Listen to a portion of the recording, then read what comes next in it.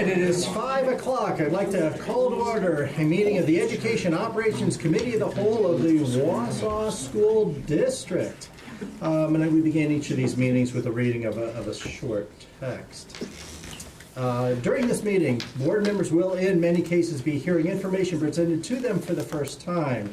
Their responses will, in many cases, be extemporaneous and should not be considered either their final opinion on a matter, nor should any opinion expressed by an individual board member during any meeting be considered the opinion of the board as a whole, unless it is presented by the presiding officer as such. In other words, after we've reached consensus on an issue. So if you go, well, somebody said this, that might not be our final statement, or even that person's final statement on something.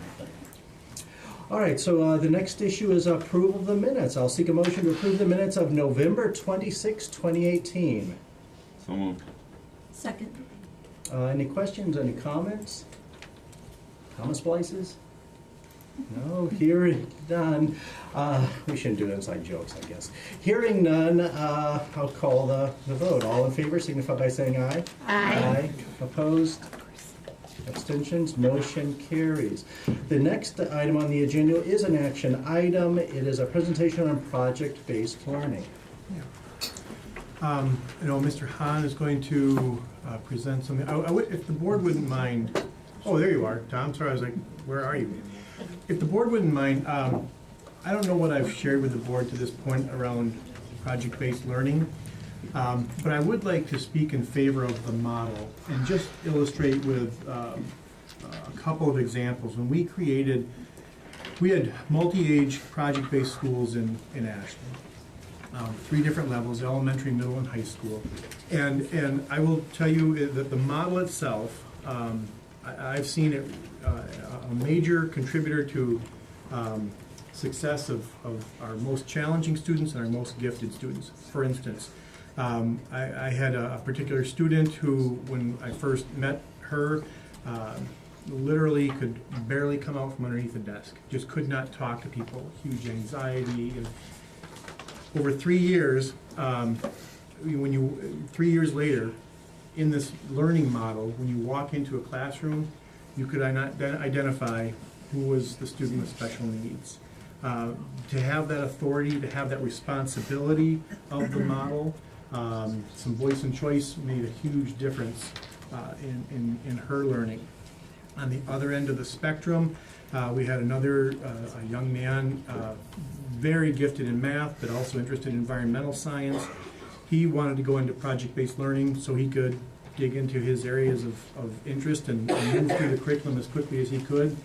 For instance, he did 2 years of calculus, of AP calculus, online in 1 year. Just very, very strong in math, but at the same time, he was learning, he was working with the DNR to trap and track fishers and establish their. So the reason I speak in favor of the model is the potential for it to meet the needs of anyone on any learning spectrum. And obviously those are just two examples of some challenging and some very, very gifted students. So I just offer that. If you've got questions, I'm happy to speak to it. I'm very supportive of the model. I know we've got some folks here tonight that want to speak specifically to this proposal. So thank you for that time. Thank you. This evening we have some of our project-based learning teachers here with us, along with some students, to kind of share with you the idea. And what I want you to think about as they present. What we want to do is we want to take the best aspects that we had in EGL and marry them with the best ideas that we have come up with to include all students to create a new project-based learning model for the Wausau School District. And with that, I'll turn it over. If you're here, should we introduce you real quick as teachers? Why don't we do that? You can stand there. Why don't we introduce our teachers? If you would kind of just stand for a Sure. second. Michelle Lindell. I teach English and the Global Leadership Program at EGL. I'm Christine Sladek. I'm the science teacher at EGL. Mary Hedda, I'm the engineering technology teacher at EGL. And Josh Capham, and I'm a social studies teacher. And I think we'll start off with a little introduction from our student Connor Defner. Hello, my name is Connor Defner. I am a student at EGL. I have been for 4 years. And I've been in PBL for those 4 years. And it's just really something that has allowed me to do the projects I want to pursue, making it easier for me to learn because it's easy for me to focus on it because it is something I'm interested in. It has given me the skills, well, some of the skills that will help me in the future, such as self-motivation. As I said, I can stay focused on my work without any teachers looking over me. I feel more ready to do the research myself versus asking a teacher or waiting for someone to be available to help me. And as I've grown through these years, my projects have also grown. This year, for instance, I'm building something I like to refer to as a motion mimicking robotic arm. Basically, it's a full arm prosthetic that will mimic my movements based on a variety of sensors and servos being motors whose position can be controlled. I've wanted to do this project for a very long time, and the school has given me the tools and the confidence to be able to do that, and be able to get credit for it, and be able to learn from that experience. And it's the skills that I'm getting from this project will help me in the future because I've always wanted to be an engineer. It's what I want to do when I grow up. So it has given me sort of a vision into the future of what I can be, of who I can be, because it has allowed me to choose a problem I want to solve, a problem I see in the world, what I want to solve. Design a product to solve that problem, and then actually follow through. Take notes on everything, document everything. And it has just been a fantastic time, and I'm very grateful that I have the opportunity to do this. Because if I had gone to any other school, I would not be allowed to do that. PBL has just really given me an opportunity to take control of my own learning. So, thank you. Next, I would like to go through just a brief discussion about project-based learning. I'm sure that all of you have at least heard of project-based learning and have had experience discussing it, or maybe even you've gone to a project showcase and you've seen it in action. And I'm sure you've come across a lot of these different terms that typically relate to project-based learning, like student-centered, authentic, 21st century skills, voice and choice. But what I really want to go through today is just what does this project-based learning process look like? Because that's what it is. It's not just a hands-on education. It's not just I can build something, I can, no, it's more of, it's a deeper process that involves and engages students in their own learning and motivated by their own interest. So, project-based learning is a critical thought process of research-driven inquiry, project management development, authentic assessment, and reflection. The project-based learning process starts with research and inquiry. Students will brainstorm, come up with an idea that interests them, something that maybe they wanted to do for a while. It could be from any subject area. It could be a engineering project. I recently had a student who was interested in medieval history, and he was curious about why did they build castles, where they built them, and how did they construct them. And so he studied and researched medieval castles, and he wanted to find out if somebody was to build a medieval castle in Marathon County, where would they put it? So not only did he have to look at history, engineering, he had to look at geography and come up with a place that fits the type of how medieval castle construction was done and where they did it. And then he also built a model to show that. So it was by his own interest, motivated by what he was interested in, and while it was a very daunting project, he made his way through that. So it starts with an idea. And then what we do as teachers, we encourage them to get into some preliminary research. This is time where they investigate what is the viability of this project, what is involved, what maybe directing them toward a more specific question. And that brings them to their driving question. The driving question is the main focus of their project. How do they want to approach these ideas? How can they, as a student, investigate these things? How can they judge the value of something? How can they determine what is the most efficient way to do something? So the driving question then becomes the guide for their project. It is kind of the way that they focus their attention. Following that, they dive into the material, into the research. The research in one project varies. It could be 10, 12 hours. It could be 30, 40, 50 hours. For seniors, they're doing 200-hour projects. There's a great deal of research involved. And again, that's so that they become the expert. As a history teacher, I expect that when students do history projects that they are going to be able to teach me something. As a history teacher, I have a broad knowledge. I've experienced a lot of different subject areas and different parts of history, but they, in their research, delve deep enough to find that nugget that will really support and drive their research and their project. So after we get through the inquiry phase, we move into project management and development. And this is a very important time for students. They are responsible for the planning and organization of their project. They're responsible for setting their own goals. They're responsible for setting their own timelines. They're also responsible for making adjustments along the way. If they find out that, well, maybe this material I was going to build my model out of is too expensive or too difficult to get, maybe I need to adjust that. Maybe I need to adjust my cost analysis. I need to adjust maybe what materials I'm using and how that affects the weight or the strength of my project. So it's just like any business or engineering firm where you are testing and constantly reevaluating and redefining what you're doing. Additionally, they collaborate along with their peers, teachers, and professional contacts. Students are working with their peers through critical friends. Once a month they sit down and with their peers and they explain where they're going with their project, what they've done well so far, what's not been working out.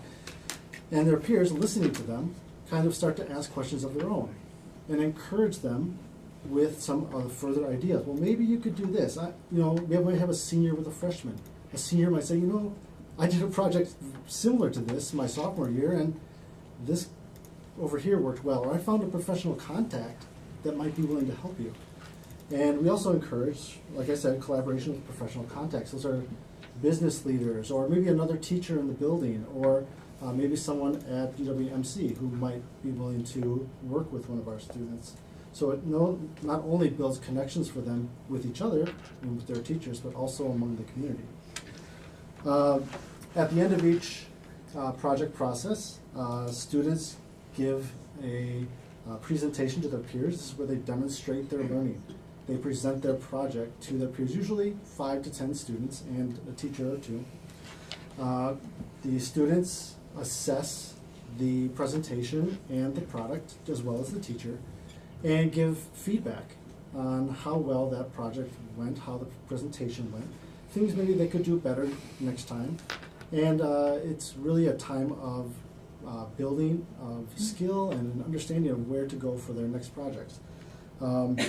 Additionally, as I know some of you have attended our project showcase, which is definitely a huge part of project-based learning, is presenting these projects to the community and allowing people to come in and see some of these great projects that have been created. Some of them, again, 200-hour senior projects, some of them are 50-hour. And we always stress, again, that they are the experts and they are the ones that are presenting this information, the depth of that information. Finally, we get to the reflection stage, which is probably the most important phase, is students sit down and reflect upon their process, what went well, what didn't, did I answer my driving question? Did I accomplish what I set out to do? And typically we have them write that out in an essay, reflecting on their work. And then also students will get together and discuss how well they did and what they could do, again, to improve their projects for the future. In the end, I think that project-based learning, that what I've learned as a project-based learning facilitator over the last 2 years, is that project-based learning really pushes students and really builds these 4 C's: critical thinking, collaboration, communication, and creativity. And these are the 4 skills that will help them as they move into other classes, into college, into their jobs, their careers in the future, and their whole life. And that's that total education that we really believe that PBL provides to students. Next up, we have a quick presentation from another student, Bailey Boots.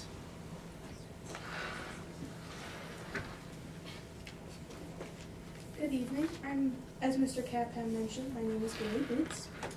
So I'm going to tell you guys a story about my senior year, or about my freshman year to my now senior year.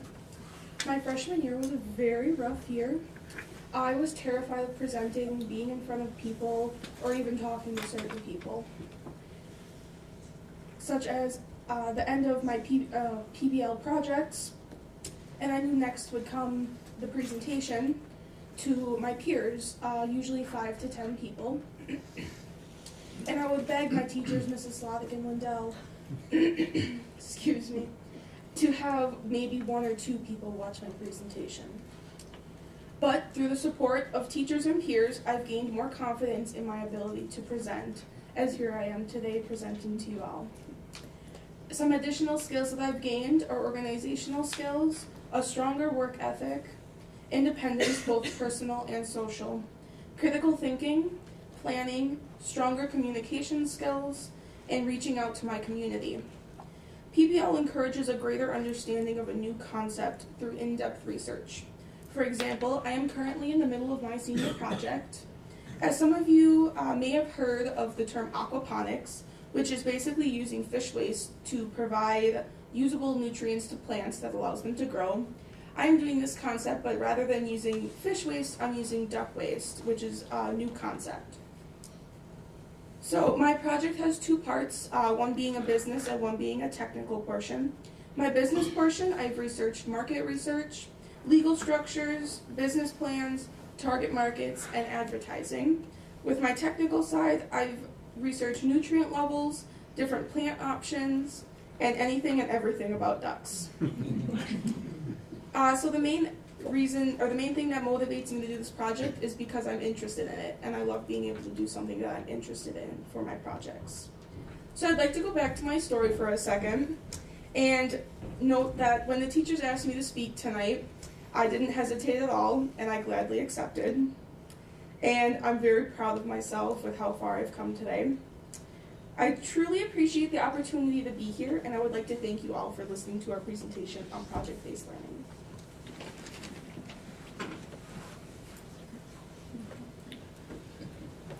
So as we move from this point on, the plan is that we would like to take project-based learning and open it up to be able to be accessed by all the students at Wausau East, not just some. The plan would be to have 4 2-period segments per day for project-based learning. So one of the things that would happen is it would give each of the 4 teachers 1 period off, which they've never had a period for planning or being able to work. They've been on basically from the time the students step in the door till the time they leave. So that's a really great aspect for them. But it allows students to try it in a smaller way, rather than it being a full day at a school. Now it's going to be an option for them as an elective for their regular school day. And the plan is to look at project-based learning 1 and 2, which those would be semester-long examples of project-based learning for the students, where they would get in and kind of be able to try it. Because just like everything in education, there's not a one-size-fits-all. And so it's not necessarily for everyone, but it can fit everyone if they choose. We'd also like to expand the range of projects to include all the disciplines in school. And the hope is that our project-based learning teachers will be able to collaborate with other teachers in the building from math and science and music and global language to include them as part of this project orientation, to have them help the students with ideas, and then eventually have the student come back to the teacher to present the overall findings. So again, it's more being inclusive of the whole school. So we'd like to have a chance for you to ask questions, because I think that's an important part here too. Excuse me, I have a question. So, how would you propose this to the students? I'm concerned that if students don't have enough information, if they are a little hesitant, they might not sign up to take it as an elective, and it could have a low enrollment, and it just might be from not having the ability to have their questions answered. We're looking at a number of different things. We're developing a video. We have a start, which you've seen, but we want to retool that a little bit to be more engaging to the students. We want to have the teachers be able to talk to the students, the PBL teachers be able to actually go to the students and share. We want to have some of the students share with the students what they've done. We want to make it a part of the plan for Wausau East, so that students can see, oh, I can take this just like I do an elective here. When would this happen? When would this happen? In the next month.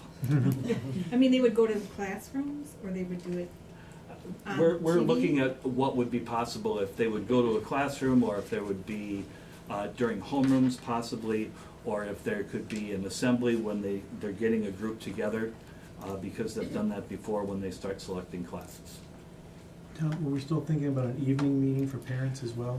Yeah, that's one of the things we talked about as well, was offering parents the option to come in and meet and see and hear and maybe even experience, so that they understand what project-based learning is, where it can lead their student. If I may, just to that point too, one of the tools we used when we were introducing project-based learning in Ashland, there's a documentary on High Tech High, if you've ever heard of that. It's a California-based, it's a PBL school, and there's a documentary called Most Likely to Succeed. And if you've never, it's pretty inspiring. Frankly, if you're interested, we could certainly arrange it. We have a link, right? We can show it, I think. If you're interested, it's about an hour and a half or 2 hours long. So it's very much, it's in-depth, but it gives an interesting perspective from a parent who's not sure of the model and what am I doing to my child, to the children and students who start out, to the teachers who are kind of working in a whole different format, you know, from being kind of the provider of knowledge to the facilitator. It gives a viewpoint from a state level in terms of achievement. It gives a broad, multi-view look. If you're interested, we can share a link with you. That'd be great. Tom, I have a question. Go ahead. When will this start? The new school year? The off? Correct. The 1920 school year. 1920. Okay, and then just a comment for the board. I walked in here, you know, not buying into the whole PBL model, but after hearing tonight the presentation, not only from the students, but really hearing it from the educator's perspective. Not saying that, Tom, you didn't do a great job the last couple of times, but I told myself that I come in here like unbiased. I would really listen to the achievements or the milestones that all of you have created for students and their learning. And I heard things tonight that made me really think about 21st century leadership and skills that are needed, especially around being able to think critically and being able to assess the situation, being able to do the research. And as Josh, you were presenting, I thought about the things that you shared, about, and this really is like a proof of concept. It's what I do on a day-to-day basis in the business world. It's about putting that problem statement together, gathering intelligence on the situation, requirements, or whatever you want to call it, and then really putting together a solid plan to really see the, see things through your problem statement, and then even coming back to be able to present that information, and then reflecting on your success metrics and, did you gain what you were hoping to achieve, and then what didn't you? And you talked about the conversation or the peer discussions. I look at that as focus groups, right? You go and you gather even more intelligence and more information from those that are around you.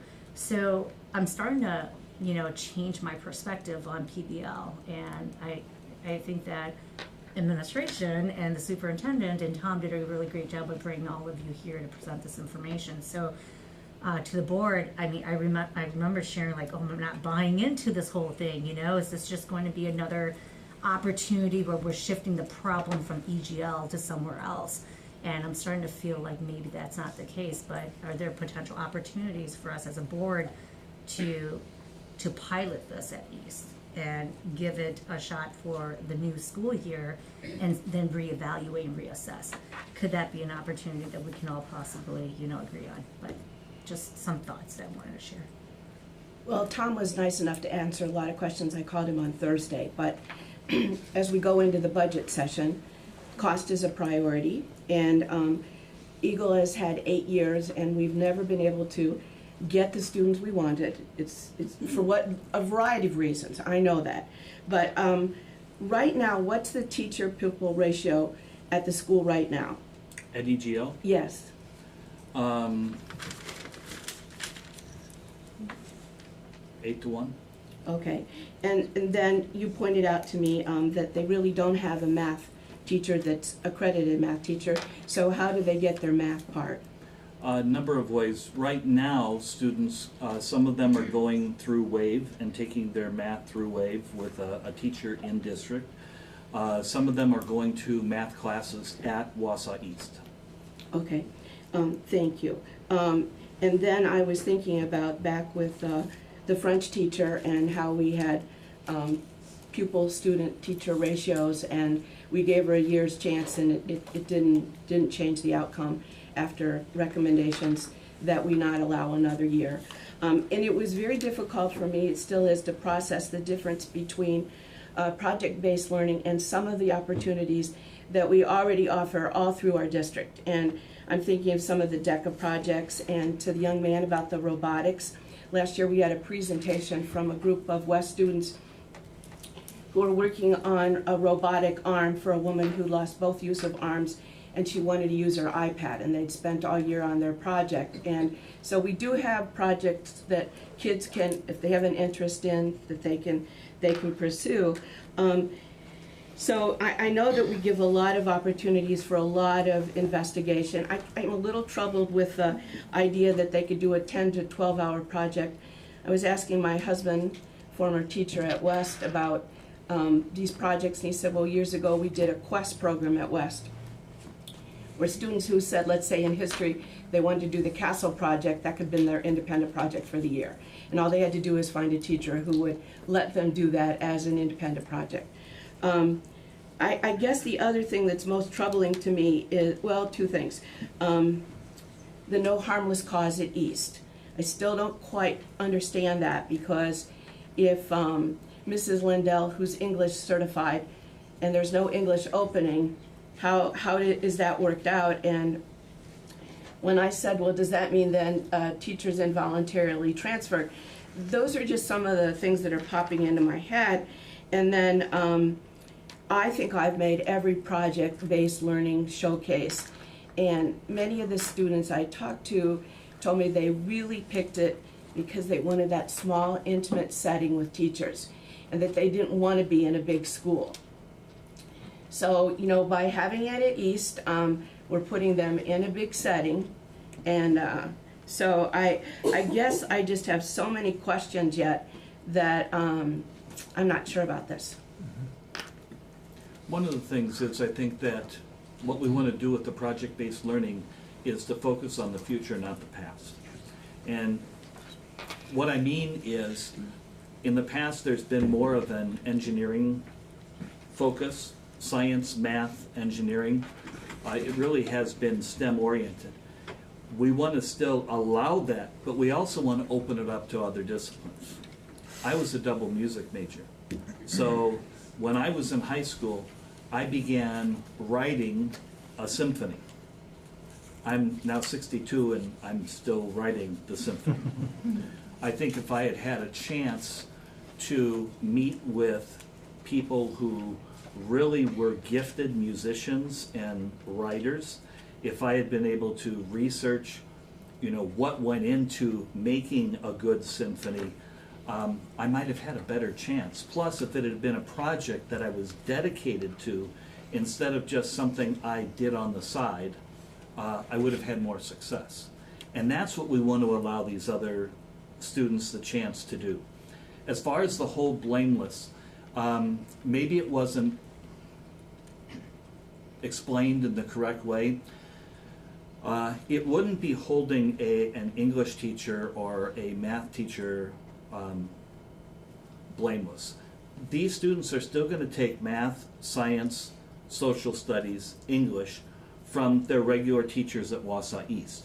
When they come to project-based learning, they're going to be working on an elective area.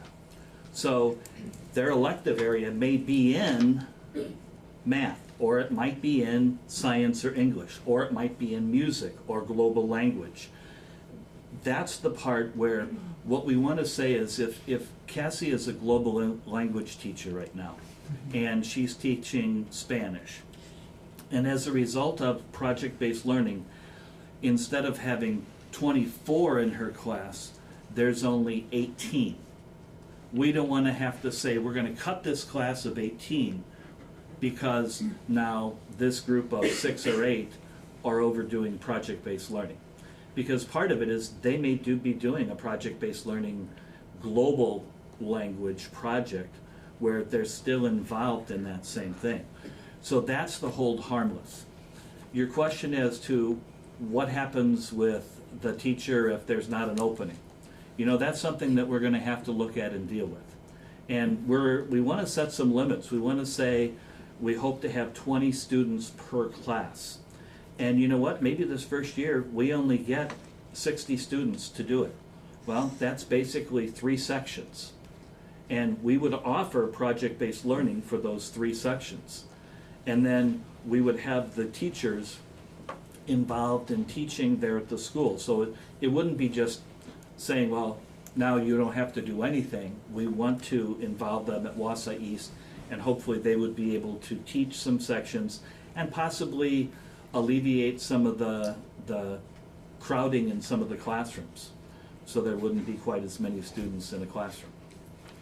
So I'll just ask one more, then I'll promise to be quiet.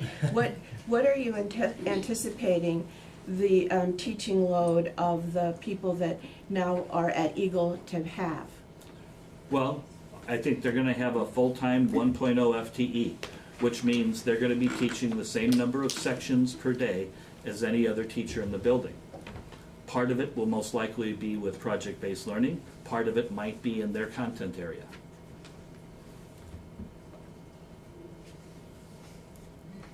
Can I add a couple more perspectives? Sorry, after hearing Tom and Teresa.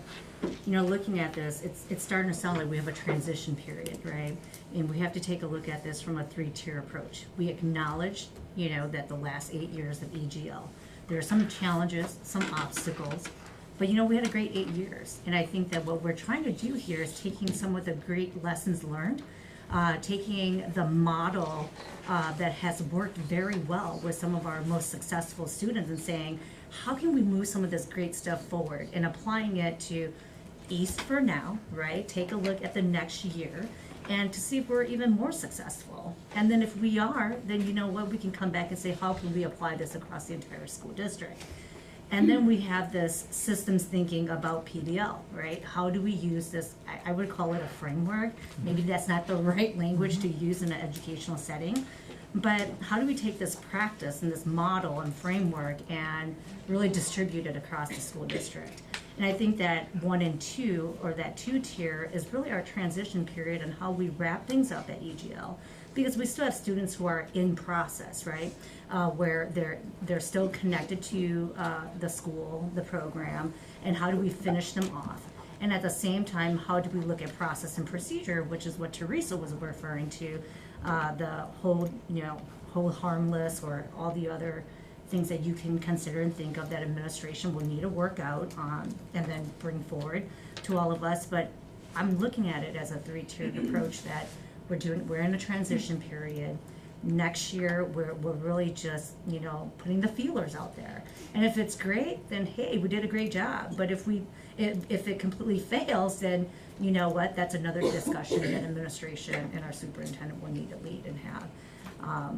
Certainly, I like it. I was hoping that maybe all of you would approach it that way, but maybe I can speak and add in a little bit some perspective. So Tom, what I'm hearing is opportunity, because instead of having to enroll in a school and make that choice and commit to it fully, a student can just opt to take that class, and then the rest of the day is the regular classes. And when we talk about personalized learning, this really is an opportunity for that. A student could have a real interest in something, and here's that opportunity for them to delve into that. And for any board members that might be hesitant, we do have a neighboring district that is a project-based learning school. I tend to go to their project nights. My nephew attends there at the high school. One of the things I was a little concerned about is the single end of the year project showcase. It would be nice to have something a little bit more than that, just to maybe, I don't know, just for them to work on something for the whole year, even in an elective, seems like kind of a long time. But I think it's a great opportunity for students. And I think to speak to that, we're now looking, some of these students will be taking just 1 semester. Right. So some of these projects are going to be semester long, and the teachers have already accounted for that type of an idea. But it also provides an opportunity for those who started with EGL and maybe are sophomores or juniors to continue on, and maybe theirs is not just a double period, but it's 4 periods a day that they're working. So again, it is providing that opportunity for all kinds of different things to happen. Would that opportunity only be available for kids who are currently enrolled in EGL? Excuse me? Would that opportunity only be available for those who are currently enrolled in EGL? Or could a new student who had never done this do 4 double periods? And again, I think we're at the planning to say it's a possibility for all students, but we have to start first. Right. We have to walk, and then we'll get to the point where we run. One of my reservations is that it seems like it's still isolated away from the rest of the school, and I wonder how you integrate project-based learning into the rest of the school if you're still operating as a separate entity in that same space. Even just physically being in the same space, does that make other teachers stay away and say, oh, that's just, I think that's the old EGL. Right. It's an opportunity, and we've talked about that our teachers need to go out and kind of get into the other classrooms and talk to the other teachers and invite them and hopefully collaborate with them. That's the biggest piece, is to have that collaboration. Almost has to be a structure to make that happen, though, or it may not happen. And if I may, we've talked about this too. As we expand the focus of project-based learning from engineering to anything, these 4 teachers don't have expertise in everything. So if I, as a teacher, want to do something environmental, I may have to connect with the ag teacher, right, or art, or whatever area.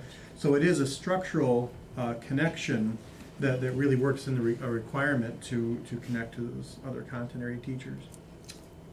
It seems to me that one of the concerns that I've had all along with education with a lot of kids is they get bored.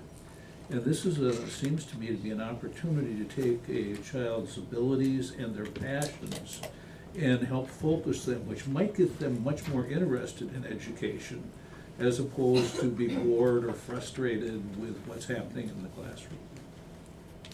Absolutely. Yeah, I'm of at least two minds on this, which is kind of what you want in a historian anyway. On the positive side, I'm really glad for the words that Dr. Hilt spoke at the beginning, because I was worried that this isn't something for even your average student, let alone your student who faces challenges. And so it's good to hear that it can incorporate them.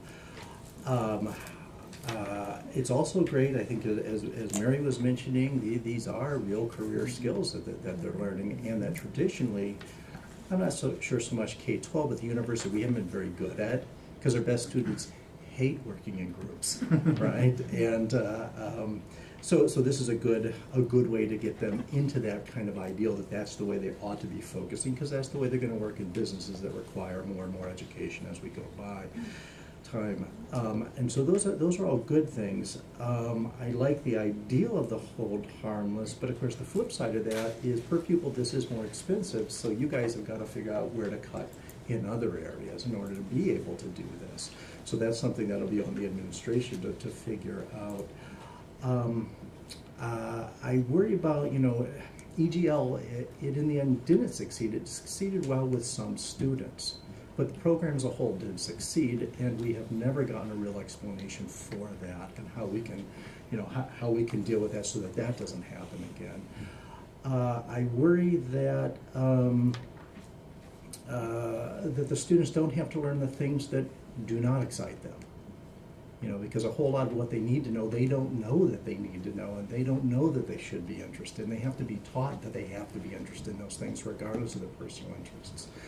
And then on particularly like the castle building, excellent, and I can think of all kinds of ways I could lead a student to do that. But it's still only castle building and still only the Middle Ages, and you want to do that as a supplement. You want to do that as an independent research project, but it's not a replacement for the course on, say, European history that might begin with the pre-Socratic philosophers and pre-Polis of Greece and go all the way up to Columbus or so. I mean, it has to be embedded in something much, much bigger. We have that demon of the content model that we all face in our studies. And we have to know that when they're doing these projects, they're getting all that other stuff that they need to know too, that isn't just that project. And so that, finding the way to do both at the same time is the real struggle. And I'd like to hear a little more about that. But again, that's why the students will be taking science, social studies, English, math, okay, in a regular content classroom. And so the Stephanie Bell article where she says it shouldn't be a supplement, you're not going that route. You're saying, yes, it should be something in addition to the other kinds of classes. So it shouldn't be a full replacement. At least at the beginning. For some students, it's not. And one of the things that they found in this video that was on High Tech High, they actually took a look at students and said they were worried about that. They had some parents who said, I was worried my son or my daughter wasn't going to have the content knowledge they needed to be able to move forward and into the next area, to go into college or whatever. What they found is those students do very well on the ACT test. They do very well going into college because a lot of the pieces of knowledge that they may have been missing were available to them. And because they knew how to do research, because they knew how to ask questions, they could find what they needed. I'm sorry. Oh, you go ahead. I was just going to ask, along those lines, one of the questions that I have, and frankly, somebody brought it up about EGL, we never understood, what was going right or wrong there. My question is around the overall definition of success for this, or frankly for any other proposal. How do we know if it's working?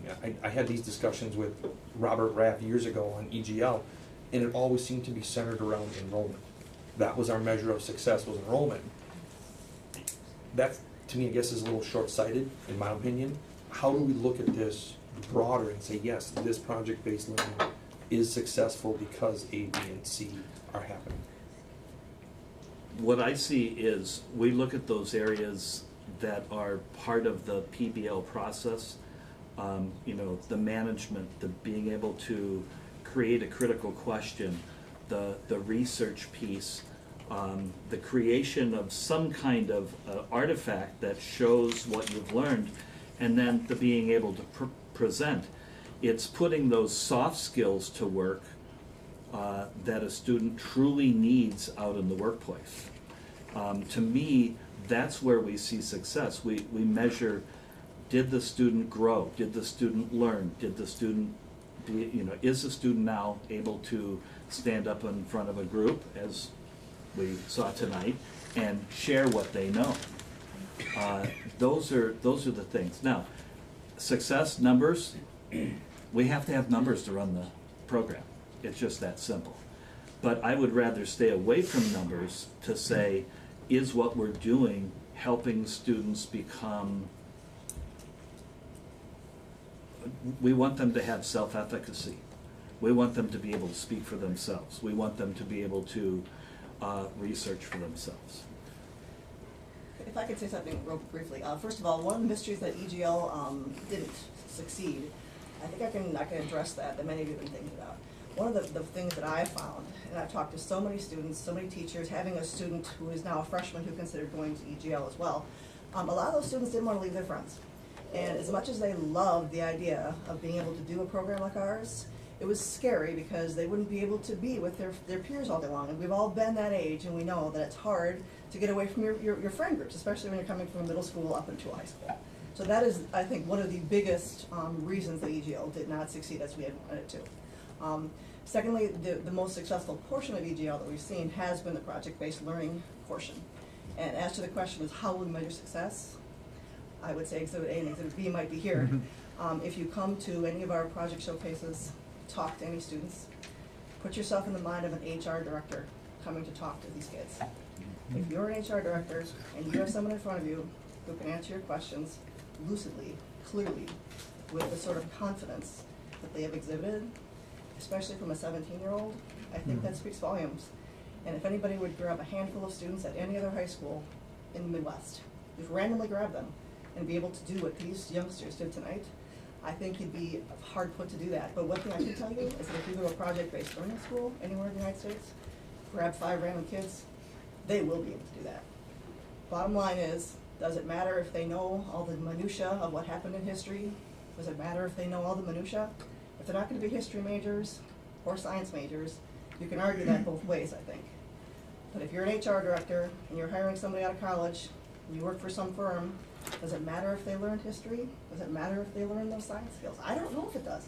Maybe if you're a science teacher yourself or a science person yourself, you say, yes, it matters. It really does. But I can tell you that I've taught traditional education for 14 years.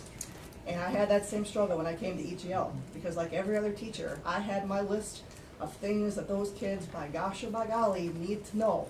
They might not know them in September, but when they leave my class in May, they're going to know them. And when I came to EGL, that was a big challenge because I didn't see all those kids every single day. I couldn't get them on my list. So I panicked. How can I get these kids to know this stuff? And then all of a sudden it was like, doesn't matter. They're not going to be science teachers. They're not going to be science people. If they are going to be science people, they have absorbed that like a sponge, and they will absorb what they need. But I think Exhibit A and Exhibit B, grabbing those students and saying, can they communicate? Can they collaborate? Sure. That is a measure of success. And I would like to invite all of you to come to our showcase and talk to those kids. No, I absolutely agree with what you're saying. I have a full appreciation for all of that. As I've been having debates lately with my 7th grader about why he needs to understand how to make pretzels in food, even though he doesn't like pretzels.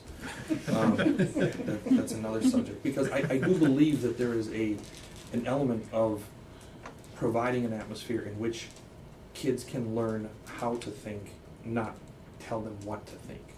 To me, there's a big distinction between that. And just to clarify, I guess, Tom, so this becomes, and this was new to me, I didn't get this part the last time you had mentioned it, so this truly becomes an elective. This is no different than essentially than Project Lead the Way over at West, Right. or graphics 1 or whatever it is. This is just their It's an choice of elective. an elective in addition to French. Right. They could do whatever it is they want. And the hope is that eventually, the whole idea of project-based learning is able to be infused into the disciplines where someday project-based learning takes place just in the regular classroom, because it's how we do things. But that's down the road. We have to take the first step. See, and that to me, what you just said is the most important part of it, that individualized learning, because I've seen that firsthand myself, and that's done well. I've seen my daughter excel. It would be great to see a plan, how do we get there from here? And I know that you gotta walk before you can run, I get all that, but I don't wanna sit here 3 years from now saying, where's the rest of the story, right? I mean, some of the things that we do around here tend to drag on for years, and I would hope that this is important enough where we. And that's where I think that collaboration between the project-based learning teachers and the traditional classroom teachers, that's where that's going to start to take place. Being able to take those students with their projects back into those classrooms and share. This is what we've done, this is what I've learned. I'm supportive of offering this. I think it's a great opportunity. I think it should be offered. I fully support that. The part that made me uncomfortable at the last meeting is the idea of the hold harmless. We get calls from, how can you cut that class? Or that mean principal cut that class? And usually what I say is, but we didn't, and the principal didn't, the students did. The students cut the classes. There's a dozen classes offered at East every year that are quote unquote cut because the students drive what classes are filled.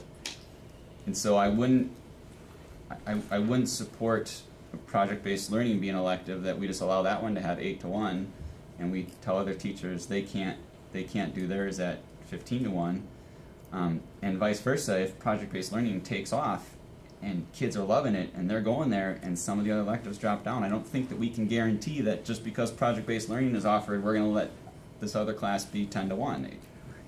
Or We can't guarantee that. Yeah, or we have to say hold harmless means the other classes have to be held at the same level as the PBIL. If you only have 8-1, the other ones can have 8-1, and you just got to absorb the costs. That would be truly right. That would be truly what hold harmless would mean.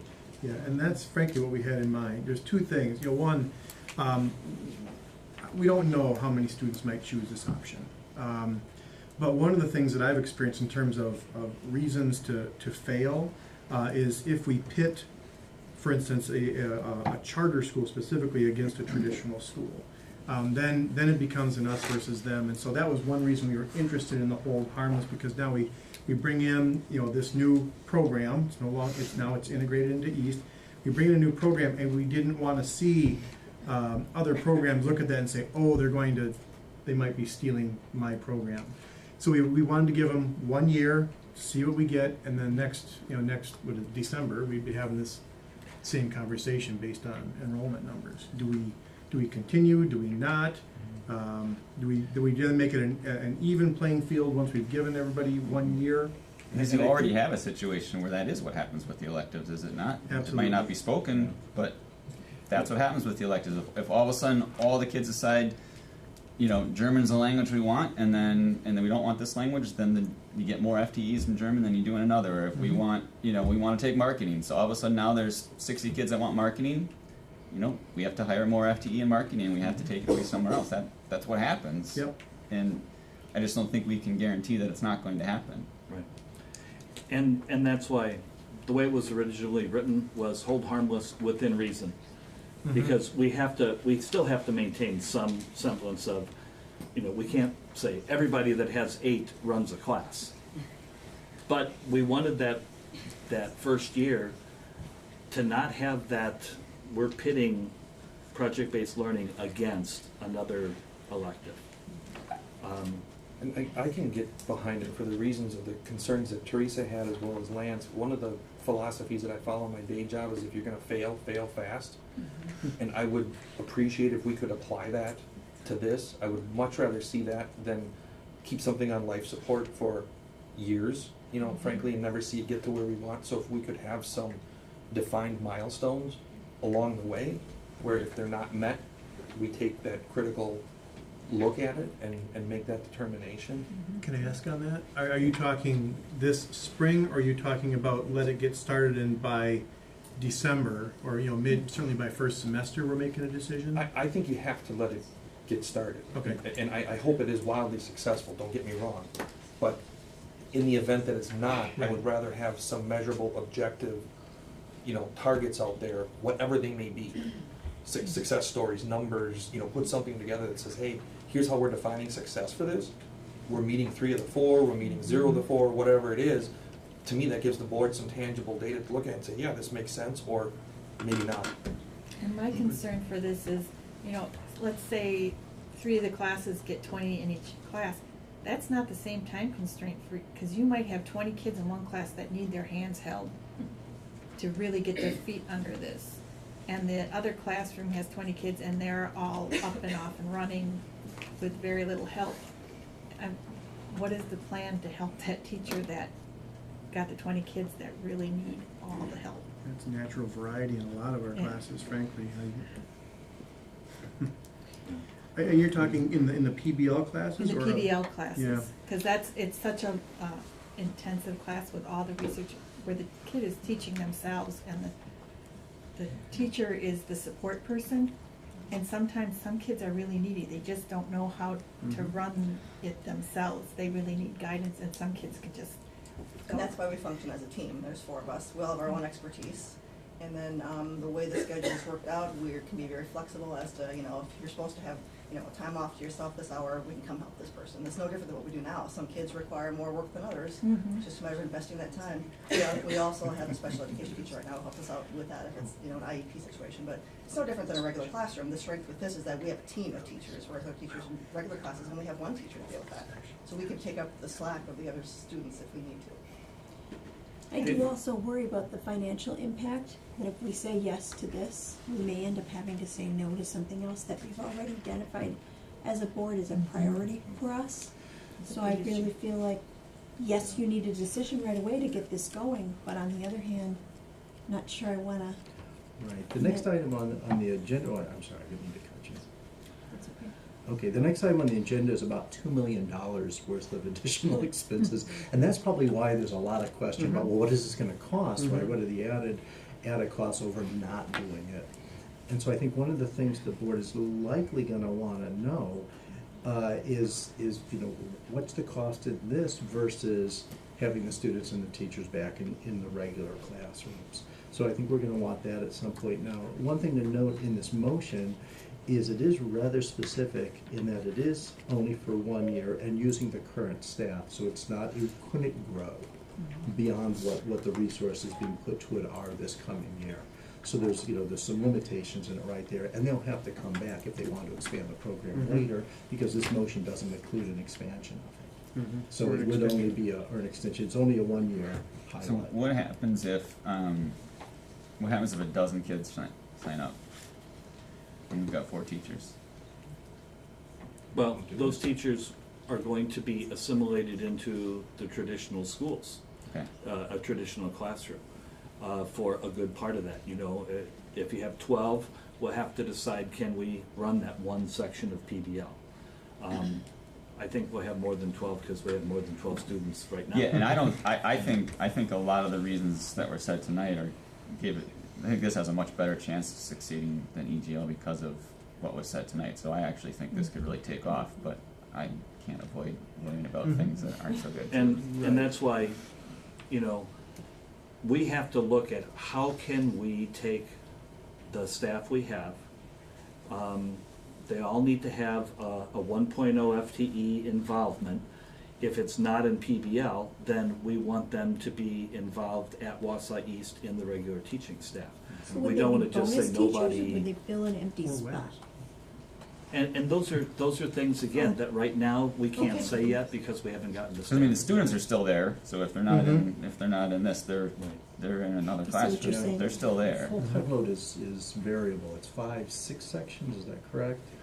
We're talking. It depends on the number of periods per day, but we're talking usually six teaching sections a day. Well, it's variable at East though. It could be 5 or 6. and, or is it 6 or 7? It's one of the two Right. combinations. And of course, it could well be that this will involve that overload we don't call an overload at East. That's 6 instead of 5 sections that the teacher is teaching. So this well could involve that for everybody involved in it. Right.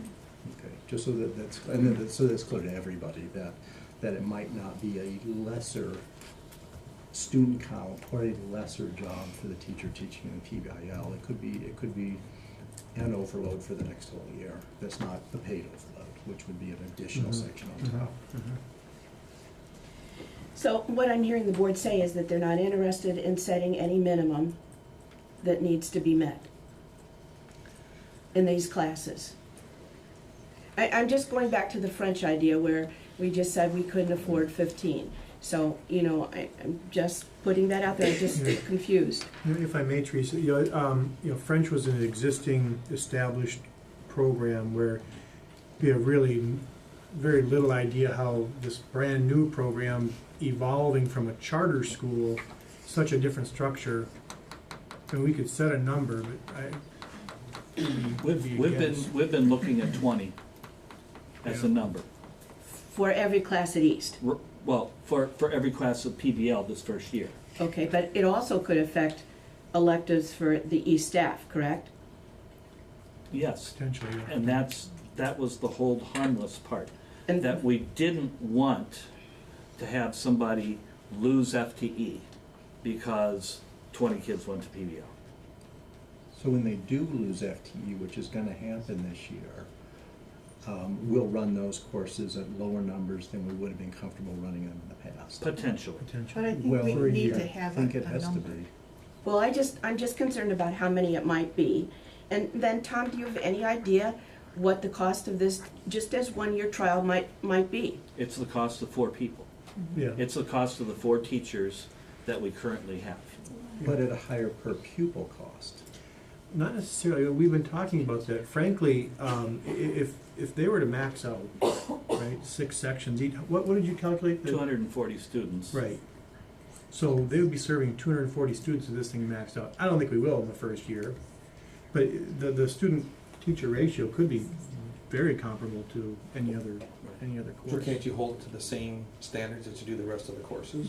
I mean, after... We could, but it's different. For most courses, they don't run unless they have 20. But you're gonna have some that run with 15. You've had some that ran with 12. Right.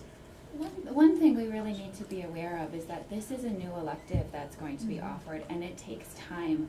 It takes time for the students to talk to each other and say, oh, I'm in this really cool class, you should sign up for it next year or next semester. And so that was why I had the questions I had at the very beginning. How are you going to get the information to those students? But it could be this time next year when students are still having those conversations, still being exposed to this as an elective, and the program's still growing, really. I mean, this is new, and I think we have to, if we're gonna give it a shot, understand that the numbers could be low the first year. My concern isn't with setting a minimum number. My concern was answered when I asked the question, what happens if we have a low number? Are we then going to pay, no offense, 4 teachers to teach 10 kids the whole year? I mean, we can't do that. Right. If that happens, we can't guarantee that. That doesn't mean I think that we should scrap project-based learning if we have low numbers the first year. It just means we might have to, ease our way into it. Maybe not all of the FTEs are towards project-based learning the first year, and as it grows, we might get more and more that. So I'm fine with that part. I support the project-based learning. I just don't support us making any sort of guarantees over what might happen with FTEs. I mean, how can you? Don't even know what the students are going to select yet. I mean, you guys got to go through that process. I think Tricia's point was a good one in terms of if it becomes a successful experience for the students, they're going to be encouraging their friends, and it will grow. The other concern that I have with a lot of this is that what you had mentioned, Keith, and that is the involvement of parents, because the parents don't understand and sometimes aren't encouraging their students. That also can be a potential problem.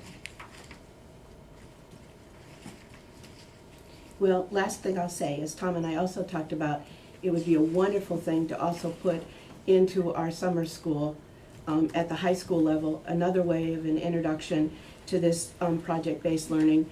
And students have, lots of them have a lot of free time. So when we're thinking about our summer school programs, it would just be another great way to introduce kids, and kids who aren't willing to try it during the school year might try it during the summer school. So that was the last thing that And I I talked thought that about. was a great idea, and I talked to the faculty already, and they said that would be something they'd really like to get involved in, because you may have some students that want to try it during summer. I wonder if, I'm just looking at the time and I'm looking at a room full of folks who have lots of important things to say. I wonder if, what I'm hearing is the board's very interested and supportive, still some questions, concerns. I wonder if the board would be interested in forwarding this for approval to the board meeting and giving us permission to put this in the, I think we need to put it in the course The description big thing is we handbook. want to get it out. We want to get word out to students so that if they're going to be interested at all, they have the opportunity to sign up for it. Yeah, and because if it's not in the course description book, that's almost So dead it in has the to be water. approved at the January regular meeting. if we're Correct. going forward. Yeah, what we're asking for tonight is to forward it, and again, if you have more questions, forward them to Tom, and we can get some more answers and try and answer those even more thoroughly at the next meeting. There's nothing within the motion itself that's guaranteeing anything with regard to FTEs or any of that sort, so I'm And we have supportive an opportunity to consider it of again offering at the it. next board meeting. Yeah. I would be in favor of that. Okay, so even if we approve tonight, remember, we get another swing at it later. All right, are we ready to move ahead? Okay, so I'll seek a motion to recommend to the board to approve a project-based learning program at Wausau East for the 2019-2020 school year utilizing current teachers at EGL. Room utilization to be determined based on enrollment in the program and other needs of Wausau East and the district. So moved. Second. All in favor, signify by saying aye. Aye. Opposed? Abstentions? Motion carries. For all that, unanimous. But we're coming back. So,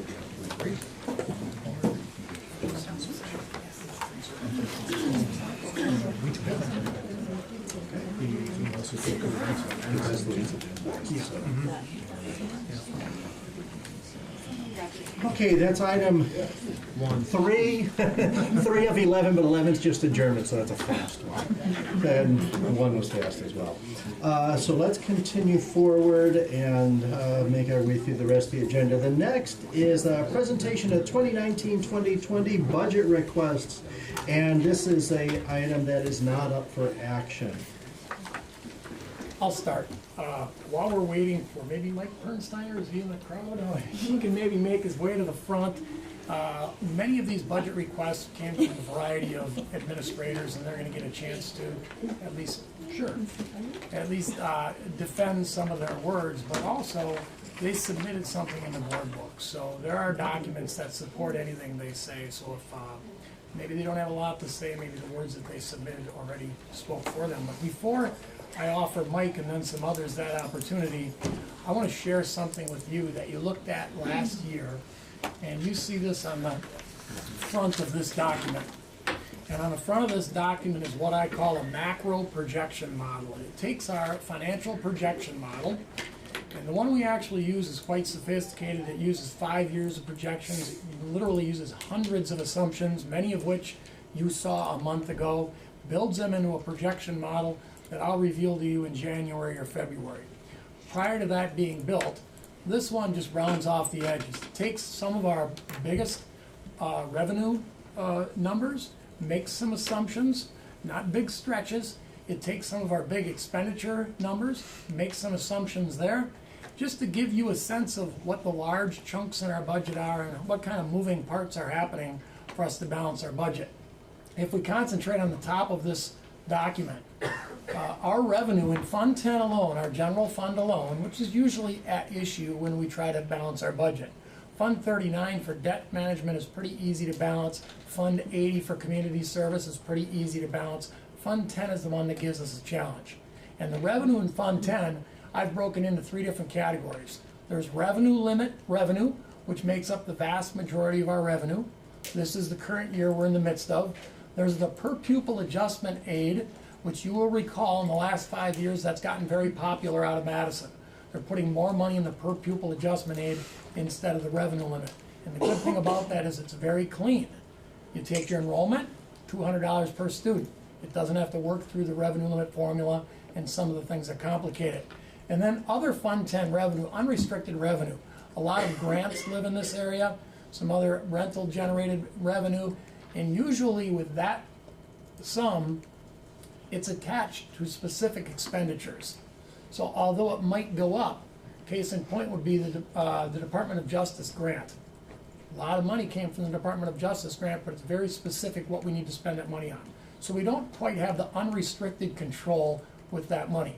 So what I did is made the assumption that per pupil, our revenue limit is gonna go up $200. And I don't know if that's a safe bet. Most people in Madison are saying now with Governor-elect Evers coming, $200 in whether the revenue limit or the per pupil amount is a pretty safe bet. So I just put it in the revenue limit, and we can make that adjustment as time goes. We can make it 250 up to 300 maybe. I don't think it's gonna go past 300. So if we establish that at 200, our per pupil adjustment is probably 0 if the revenue limit is 200. It's not gonna be 200 in both. And then the increases on all other revenue is also 2%. Here are the number of additional students. This is how it gets complicated. When it goes through the revenue limit formula, we have to have an additional 33 students to be considered an even enrollment, because it's a 3-year rolling average versus a 3-year rolling average. So for the next year alone, it has to go up 33 for our revenue or our students to be considered flat. So I start at 33, and from there I go up to 34, 35, 36, or what have you. Down here, and then that would result in a 1.83% change in our revenue. So if you're thinking about the very oversimplified way to balance our budget, just take all of our expenses and increase in 1.83%. If I'm right on the revenue, which is debatable, right? But an easy way to balance the budget, increase all of your expenses by 1.83, which I have done below. Balanced budget. We know our expenses don't go up 1.83, they go up a different amount. You looked at the assumptions from about a month ago. So if I click on each one of these, if I click on this one, instead of 1.83, we think vehicle fuel is going to go up 0. Not going to spend as much time on all of these, but that just helped our budget by $5,800. Right? Because our revenue went up 1.83, that expense went up 0. Dental insurance is going to go up 0. District insurance, not health insurance. Property insurance, liability insurance, work comp insurance, all the different insurances, we're projecting 3%, which isn't a big stretch. Student transportation we've talked about already. We're probably fortunate we bid this out and it's not going up 20%, it's going up about 9.5%. So that's what I made that, 9.5%. Just like that, the clicker stopped working. Okay, that one's 9%, I can just go in there and change that to 9. Let's do that without the clicker. Okay? Open enrollment tuition, we had it 0, but we had a $50,000 increase. Open enrollment tuition, that's the amount we spend on other districts. Open enrollment revenue both go up a lot faster than maybe we all recognize, but more and more students are taking advantage of that. Utilities, we've got at 0. Again, my clicker isn't working, it just worked this afternoon, I'll make that 0. Other 200 to 299, those are benefits. That'll go up 2%. Because of our salary going up 2%. Transfer to other funds. That's what we transfer into Fund 27 because special ed is short at the end of the year. Most of Fund 10 is made up of salary and benefits. So if special ed goes up 2%, the transfer will go up about 2%. In fact, that number is probably short. At the same time, we've been warning about a flow-through funding shortfall, a cliff, if you will. Been warning about it for 3 or 4 years. We've been spending our flow-through allocation plus some carryover. Flow-through plus some carryover. Flow-through. Next year, that carryover is going to be done. We're going to be forced to spend only our flow-through allocation, which means a reduction in about $450,000 in flow-through funding that we were using carryover. I think when I say we, I mean special ed. Special ed did a fantastic job of protecting that flow-through carryover for as many years as they did. We thought that was going to come to an end 2 years ago. So compliments to both Tammy Meehan, but Judy Lowell and her department for protecting that. Health insurance, 8% is probably low. I shared with you a few weeks ago that our loss ratio is at about 120%. So 120% would suggest that maybe your premium should go up 20%. We're meeting with our insurance committee day after tomorrow, as a matter of fact, to talk about some changes we could perhaps tolerate in our health plan to make that 8%. So the 8% isn't gonna come easy. Other 300 to 900 objects, those are not people and benefits. And we've made a habit of keeping that flat for as long as I've been here, in fact, decreasing it once in a while. So that's at 0. Salaries, we're making the assumption of 2% for all salary increases. The latest CPI projection I saw was between 2.45 and 2.49%, so it's gonna be real tight, 2.5%. So offering a salary increase of all the different groups of 2% is gonna be a little bit of a challenge in and of itself. Now, in that area, we also have 21 teachers that are retiring. And if we use historical data from in the past, retiring teachers being replaced with new teachers, that subsidizes by that amount. That clicker doesn't work either. I'm gonna steal that number from over here, 671,000. So that amount is negative 671,000. Okay? So the number that you see, because I hard entered some numbers in here in board book, I think is 310,000 negative around. So what that's saying is if these assumptions hold true, we have to reduce $310,000 and we have a balanced budget. That's before any of the budget requests are considered. And as Dr. Lee mentioned earlier, we have $2 million in budget requests. I find it very difficult to believe that the $2 million in budget requests are the bottom priority. People don't go through the trouble of submitting budget requests to submit Z priority items. They're A, B, C, or maybe L at the worst, right? They aren't Z priority. So all the budget requests you see aren't the bottom. We've got to work at what the bottom actually is. We've got to define that bottom end of our priorities so we can fit perhaps some of the $2 million in. Wonder if this one will work. If I click on this, that one works. There's $1.74 million, so we have to cut over $2 million in order to be balanced. But tonight's not necessarily about that. Tonight's about maybe understanding the big numbers that make the budget work, and also hearing from some of the budget requesters to see what all the requests are about. You probably already read some of it, but we'll give some of these individuals a chance. Here's how I think we should do it. I will call up this document, which you see in board book, and all of the requests are listed in this order. And the dark green ones, you will notice, are all one-time requests. It's a little bit easier to find space in your budget for a one-time request if you know it's gone the next year. The light green ones would be recurring requests. Most of them come in order where one presenter maybe present 2 or 3 of them. But I'll start with Mike because he's missing a wrestling match right now, right? So he's the second one up there for wrestling mats at Wausau East, but I'll bump him to the top and then we'll take them in order. And those presenting, I will have these documents ready, but nothing else. How's that sound?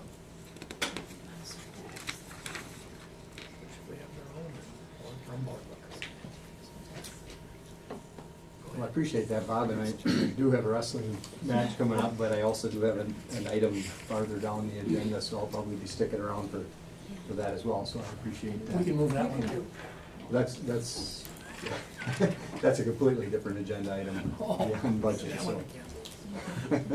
So I'll be here, but I'll let you get out there. I guess my request was replacing a sports surface in our wrestling room, which really doesn't seem to fit a lot of our other budget categories, you know, like a football field or a basketball court or all those kind of things. Would probably be buildings and grounds or something along those lines, where this is something that's a fairly significant dollar amount, but it's something that has kind of outlived its useful life, and we either got to make a decision on what to do with this surface in our wrestling room, which is not only used for wrestling, but a lot of our other sports use it for other things as well, in our PE classes and things like that. So I thought I'd put it in as an additional budget request, just because it's not something I would be able to support with my annual athletic budget. That'd be a pretty significant part of that, so, you know, I put it on here as an item that would, you know, be a health and safety issue for our athletes that are using that particular area. You know, and I spoke last spring with the manufacturer that does do some resurfacing, and they basically took a look and they said it's kind of now or never with the ones we have. You either resurface them or you replace them, you know, or they won't be able to be resurfaced anymore. So I mean, it's cheaper to resurface them, but the request that's $24,000 is replacement, because it is a one-time request that potentially would be spread out about 15 to 20 years is what the useful life would be. So. And like the reconditioning, what's the useful life for recondition that? Well, they wouldn't commit because you have to send them there first, and the biggest thing with wrestling mats is the compression of the foam.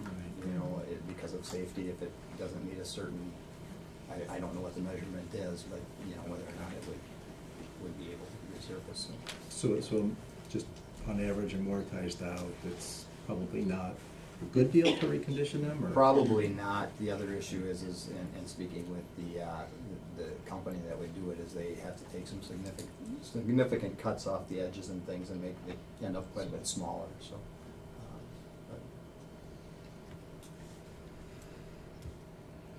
And would Back Your Jacks help you at all with this?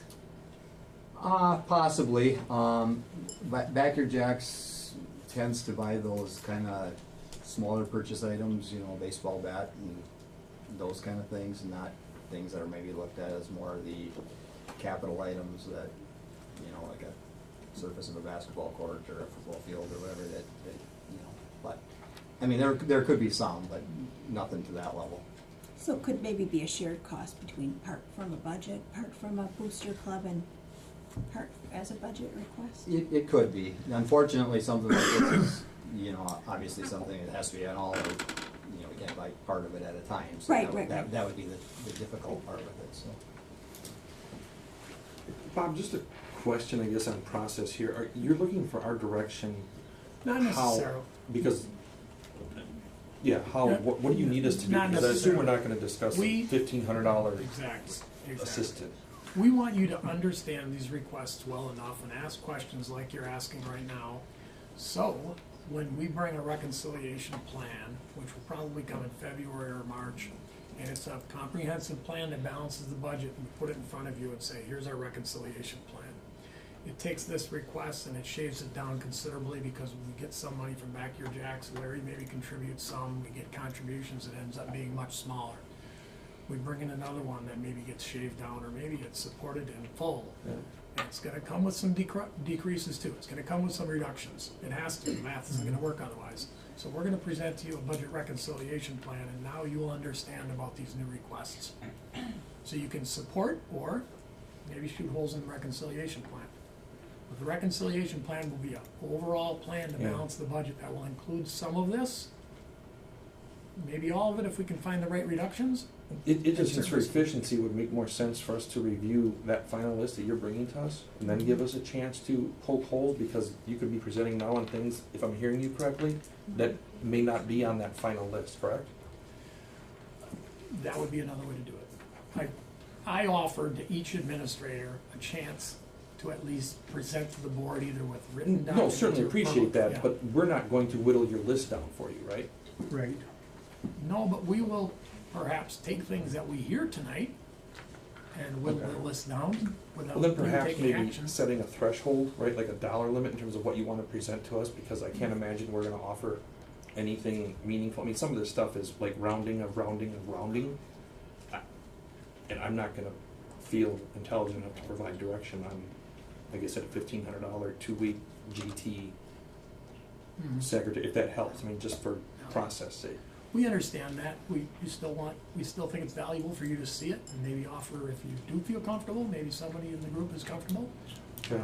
I recognize the small dollar amount, and it's perhaps could turn into a strategy for giving hundreds of small dollar amounts. I don't want to turn it into that either. But point well taken. Can we just It's pick and just a good choose which reminder ones? to yeah. Can we select which ones we're interested in hearing be presented, or Pat, I'm with you too. Can't go through each and every single one and provide intelligent feedback, but can we select? Some of these are grouped, correct? Or no? Well, they're grouped by person submitting them. Yeah. Some people suggested to me when I gave them the offer to come and speak with you, what I needed to say was in my written set of documents. Thank you. And that's okay. Okay. Mike has one more item down, all the way down 9 on the list, so we could get you to that wrestling meeting. So I don't know if Mike has, The co-op, right? The co-op. Right. So can we, is everybody fine if we jump to that? We don't go through approval and changing agendas with votes and all, so. I'm fine with that. So we can get it out of here, please, and then we'll group the rest of them. Yep. Okay, this is an action item, so go ahead. I was approached by a couple of parents from Newman, as well as their athletic director, that they've got a few kids that'll be entering the high school age in the next year or two that are interested in joining with our I'm sure you're all aware that our hockey co-op is currently a co-op with East and Merrill. This would add one more school to that co-op, but potentially like an extra 2 or 3 kids. I brought that to the Wisconsin Valley ADs and principals just because I figured you'd want to know what their reaction was before I brought it to the board, and they voted in favor of allowing the co-ops. So that's what I have. How are the expenses shared? I know a lot of it's funded by booster clubs and fees, but obviously there's some school expense for athletic programs. So how are those shared by? Well, right now we share it 50-50 basically with Merrill.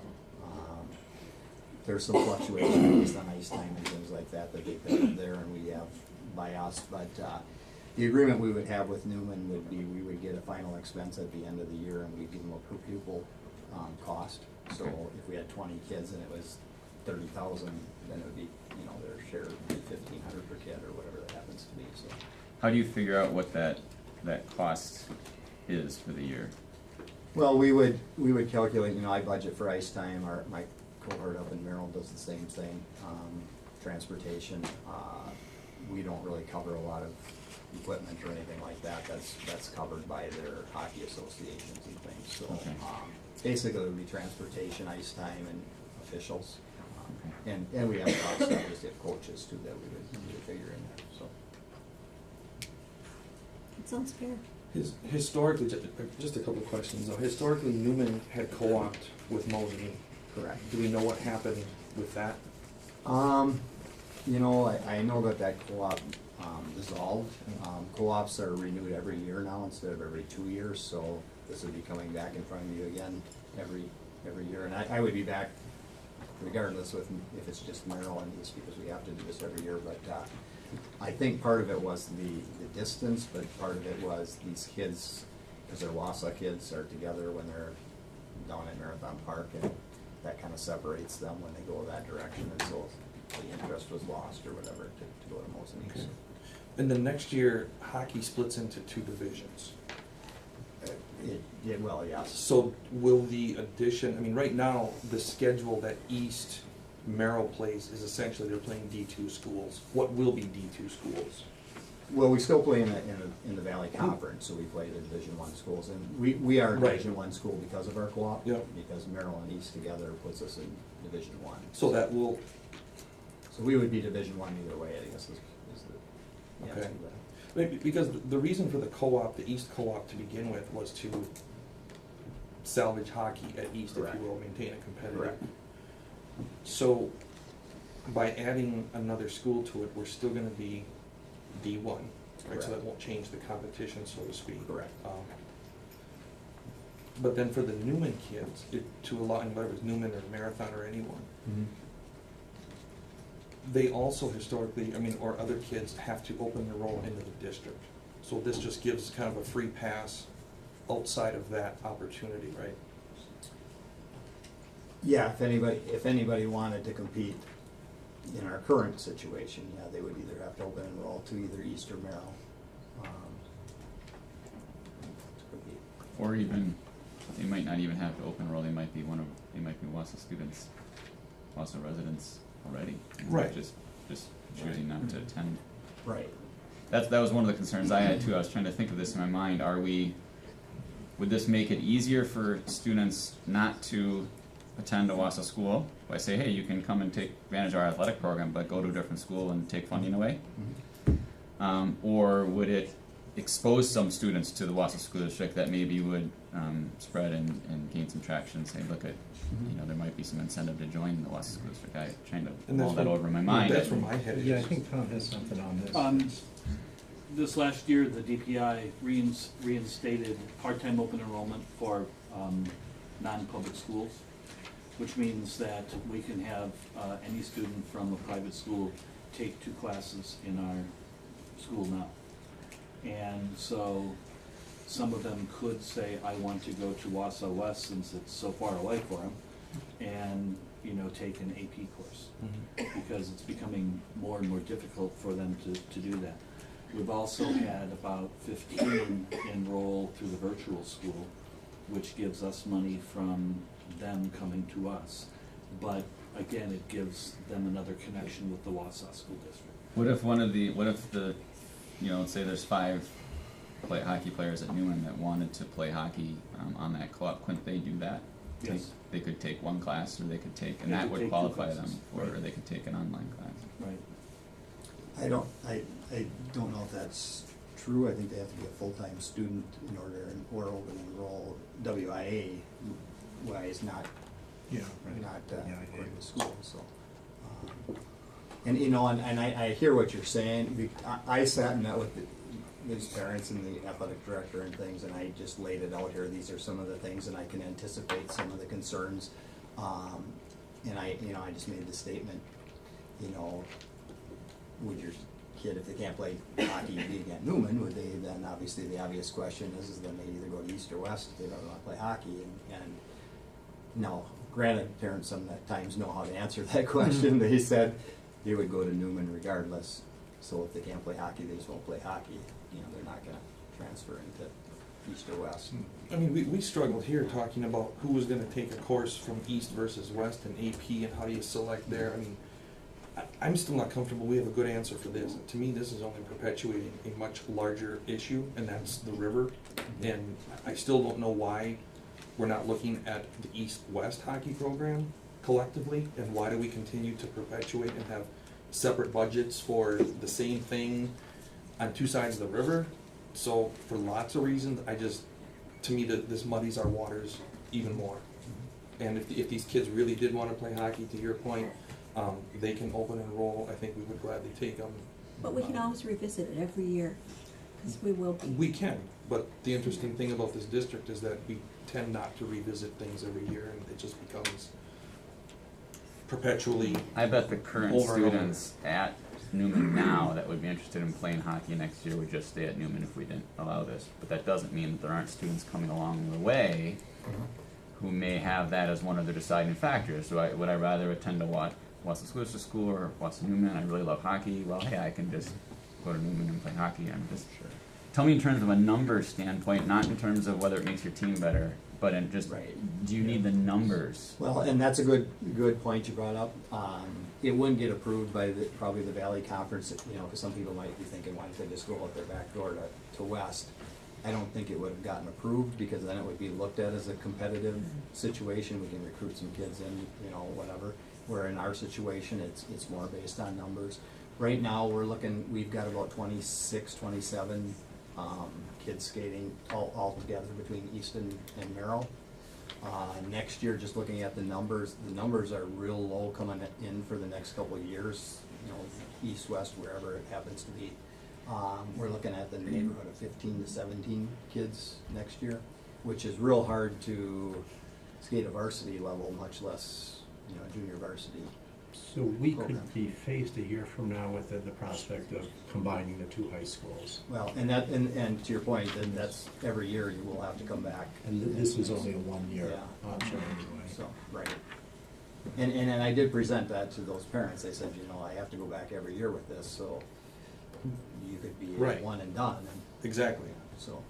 Well, we considered that when we looked at the, I don't know that it would have been approved anyway, but I should say we talked about what would happen with an East-West co-op when we talked about the East Merrill co-op. And one of the concerns we had is West had the numbers, and so then we basically would be combining two schools and saying, now these kids have to sit on the bench because we just combined these two schools together, as opposed to co-oping with Merrill actually provided more opportunities for students rather than less. Correct. I mean, West runs 32 to 40 kids. Correct. And they got a JV and a varsity. And if you're seeing those few numbers over at East, to me, it's kind of a no-brainer. That is a great opportunity to force that issue rather than limp along here and give these kids at Newman 1 year, in all likelihood, will go away next year. I don't know that it's worth that effort. You think the West numbers are going to be going down? No, the East. Well, I met with the youth hockey folks, and they brought some numbers, and I think numbers in hockey in general are going down. There's some bumps in certain grades and things like that, but the next couple of years, I think, but West numbers, they have 40 kids, if their numbers go down by 5 or 6 isn't as significant as it would be for our program, so. Are the budgets for East and West hockey, are they the same? Just go? No, and again, because of the numbers. Okay, so it's all per pupil, or per athlete based, if you It's will. per what's needed. So all we're talking about right now is a few kids that would get this opportunity from Newman for 1 year. And that's as kind of as deep as it really goes. So, am I hearing that there's interest in the motion, or? Well, I find that the fact that you said you need the numbers is what's persuasive to me, but I still have this concern that we're basically saying here's a good way not to attend a Wausau School District school, and that's really the opposite of what we're supposed to do up here. Maybe the flip side is there's some friendships that build from team sports, and those friendships could be factors that, hey, I want to go to school Wausau East with my friends that I became friends with on the team. Because quite frankly, we offer an awful lot more at our high schools because our high schools are so much bigger. And so this could be, of course, a way for them exactly to get to know the Wausau district better and ultimately to want to go here. But again, it's not very many students we're talking about. And this is just being offered because it's a co-op. This isn't going to be, oh, I want to play softball, so. No, you couldn't do it that way. But.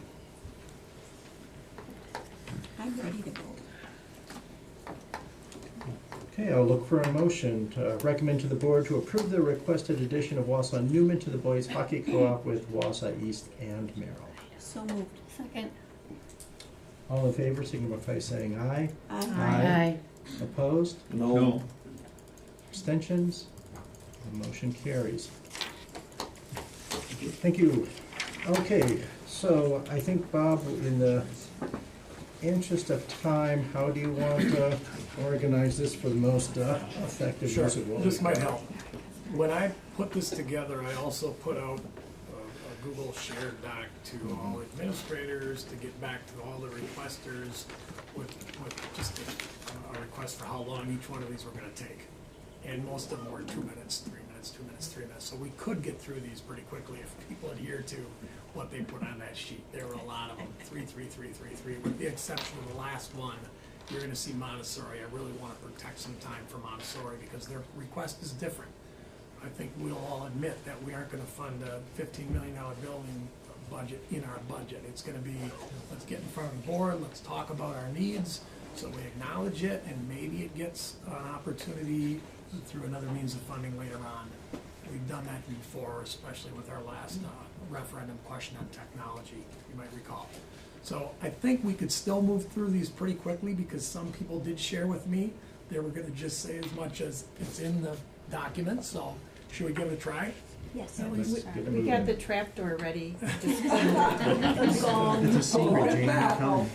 Judy will be up Cassie. next maybe with the Bring request. out your red cards. Okay, I will. Here's be your brief. chance to exercise what we just talked about. Right, be brief. I gotcha. It's in my proposal, but as you can see, the numbers in special ed are climbing each and every year. And the numbers really aren't the only story. It's the intensity of, the significance, the behavioral, the mental health, all the pieces we have talked about. The only thing I may want to clarify is the .5 teacher. which we know is hard to find. Historically, Montessori has been budgeted for a 0.5 teacher. Back when the numbers were smaller, the special ed number of students were smaller. Now Montessori has grown. The number of students with special needs at Montessori has grown. This year we have a 0.5 teacher for Montessori that we're budgeted with, but we also filled in with a teacher from Horace Mann. That's 0.5 at Horace Mann and 0.5 at Montessori. And I would like that to go up to a 1.0 position so we could fill in with a solid 1.0 teacher. I just thought there might be some question as to why I was requesting a 0.5 teacher. But again, it is not just the numbers, it is the needs and significance. I think it's also worth mentioning on this one, the assumption that we made on Project 011, those are special ed only costs, personnel in particular. The reimbursement on that is about 25% right now. One of the assumptions that you saw a month ago was increasing that to 27.5. That's already built into this number, making that assumption up to 27.5. I've heard talk coming out of Madison that it could be as high as 33 or 35%. So just listen to what is coming out of Madison. I know Governor-elect Evers is proposing like 50 or 60% reimbursement. And I don't think anybody's realistic enough to think that's going to happen, but maybe it could be 30 or 35. And cases like this that are special ed funding, and also maybe the impact of flow through that would be dampened by being able to increase your reimbursement, that could really help us a lot. So just pay attention to that one. Thank you. Thank you. We have Annie Steckbauer with 3 or 4 gifted, talented requests in a row. So where's the trap door? Just so I know. Yeah, wherever you're at. Not my duty, is it? I'm one of those people who put mostly what I wanted to say in my proposal, so I was here as a courtesy if there are questions that people have. But essentially there are 3 GT requests. The first is to increase the GT secretary's time from 15 hours a week to 17 hours a week to respond to growing programs and work, quite honestly. The second is the biggest of the 3, and that is to add an additional GT learning resource teacher. We have 1 full-time middle school person serving both buildings. We have 3.5 elementary people serving 13 buildings, and the request is a general one. We would decide if it makes it through the process, if this is an elementary, middle, if it's a split. And then the third request is a bit tied to the teacher one. We have this year 12 math accelerated students taking their 6th and 7th grade math, some of them online through the WAVE program. They need a device to do that. We began the year, I believe, with 7 students, and we have a 13th student in the hopper who will join the ranks after the holidays. So we couldn't have predicted we'll have 13 kids needing a device. We don't happen to have a whole lot of those just sitting around. So we would like to get in front of this and not have an issue where if a child is qualifies for an acceleration, we have to now go to the tech department, order something, wait for that device. So looking to get out in front of that. I have questions about that specific one. So the one-to-one devices they have won't work for the accelerated math? Not on the iPad, no. And actually we do have some Chromebooks that get handed down from the secondary buildings. And my understanding is those won't support, they may support some of the platform. I'm not the greatest one to speak to this, but unfortunately they don't meet the needs entirely. So are you talking about laptops? Yes. And do they just use them for part of the day? They use them for their math class, and what they've been able to do is take them to and from school. So they can work on math in the building during their math class, but they take them home with them as well, if they so choose, and if their parents so choose. And how long a period of time do they use this? Is it for the entire school year then? Right. Or whenever Exactly. I was just looking for a way that you might be able to leverage common school funds and purchased some laptops that get like checked out from the library or something like that, but it sounds like this is like a one-to-one device for these particular students for a whole year, so Right. that might not work. It is. So they're using 2 devices. They have a laptop for Math? and then the iPad, and there's no way to winnow it down that they could just have one device? Because carrying 2 devices is a pain. So it's memory, it's processor, why can the devices they currently have not facilitate this? I don't know, Tom, do you have any tech? Part of it is the platform that the online math uses. We're still living in the world where part is ready for HTML5 and part is still living back in the antiquated days where you have to have other pieces and plugins, and some plugins simply are not available for an Apple product to be able to work. We've actually been testing, because we've been told Chromebooks don't work because Chromebooks are so much more economical. We've been told Chromebooks don't work, but we gave a Chromebook to one of the students and said, use it, and if you run into problems, tell us. So far, there hasn't been any problems. So we're hoping that if this works out, we'll be able to just use Chromebooks, because, again, they make a blanket statement because they have to cover all the math courses, not just the 5th grade math course. Okay, so the first thing is look for those 15 Chromebooks that Right. we might have. All right. Any other questions? Tammy, do these requests support the forthcoming, I know the strategic plan is gonna be delivered January or February. Do these requests support what we will see in that? Yes, sir. Okay. Is there anything over and above in that plan for the next fiscal year, I guess, that will be needed? That's not met in these requests, or is it everything you need would be covered? I think we should be fine. Okay, good, thank you. In addition, part of it is through the education department, we have funded an additional $20,000 to $30,000 for the GT program. Okay. Thanks. Thank you.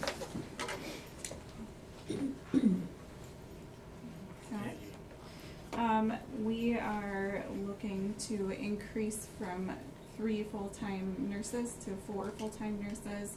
If there's anything I really want to add to what you already have, I'd like to draw your attention to number 4, where it talks about the ratio of nurses per pupil. The National Association of School Nurses recommends a ratio of 1 nurse to 750 students, which is kind of high in the sky. The average ratio in Wisconsin is 1 to 1,800 students, and here in this school district, it's 1 to almost 2,800 students. So we're severely understaffed. We have, like I said, 3 registered nurses, the 4 full-time health aides at the secondary schools, and 6 part-time health aides to 13 elementary schools. So really in our elementary levels, it's a lot of the secretaries and aides who are delivering those services. If we would increase by 1 nurse, we could get them much better trained. Sounds like we need more than 1. You are correct. Yes. That's almost an investment, right? Because if kids, or adults for that matter, get off medication cycles, the issues that can cause down the road are exponential, I mean, even in 24 hours, so. Yes. Now, before the meeting started, I called my mother, who used to be a public school nurse, and she worked for the county. So that's just another way that the costs have shifted to us without any more funding. But, and these teachers, these nurses are not our employees. We are hiring them from a service, or are they our employees? They're our employees. Okay. There have been some of each before. Yeah. Yeah, there are private nurses who work with specific students that are hired by the families. Oh, okay.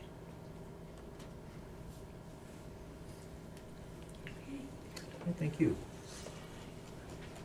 The next one is also mine. You heard about this last Monday. Our Habits grant is ending this year, so after 5 years, this is what we're looking at. It's a substantial amount. I actually decreased what we would have asked for if we would have asked for everything in the Habits grant. I also reallocated, so what was an external PBIS coach position, you can see would be that multi-tiered system of support person, and all of those things would fall under that person. Also adding in behavioral coaches, I'm asking for 1 full-time person at elementary and 1 at secondary. And then you can see the rest. We would be losing 2 social workers and 1 counselor if we don't move forward with funding the Habits Grant through our funds. So this request, Angie, is essentially funding everything that was in the Habits Grant. Yeah, I reallocated some of it, Yeah. so it's different, but yes. Okay. I guess one of the things that I would be interested in next time, because I do think that there's value here, but I would love to see what would this look like, not from a habit grant lens, what does it look like from our district lens to say, based on our discussions last Monday, what do we really need? Sure. And how would we ideally spend the $526,000, if that makes sense? Because I think that there's components in here that maybe we would benefit more by adding resources to, and frankly, I think that there's components in here that we could cut tomorrow and not know that they're gone. So, if that's something, Keith, that you guys could consider, I would find that valuable. What about here's the baseline, what we have, right? Here's what it would take to maintain the current state. And then maybe here is the Buick version, right, of, hey, additional recommendations, some, revisions, and this might be like option the Buick. And then we may have the Cadillac of what does the future state really look like, given the growing needs and concerns in our environment today. Like, instead of just trying to fit it into what we're just trying to get it into like the Habits Grant today, right? Instead of trying to fit it there, maybe look at, maybe it's $1 million, I don't know, but that might be the Cadillac. Instead of just trying to do status quo and meet the baseline. What's 526 that we would need to spend just to stay where we are? And of course, we need to look into it and know, do we want to keep all these different aspects or not? But to making the improvements that it seems we need to make, then we got to spend more than 526. So, we're in a difficult spot here. If I may, Angie and Judy and I and others, a number of conversations about what would that ideal, support program look like. And frankly, at time, it's, sometimes you just need hands, well-trained hands, right, and minds on kids, and so certainly, staff would be helpful, but frankly, at some point, we've got, for instance, support staff positions that we're having a hard time even filling. So it's not just the money; it's can we find the people who can make an impact. So we're looking on a 3-year, with some detail. I think for now, this would, you're right, this would keep us whole.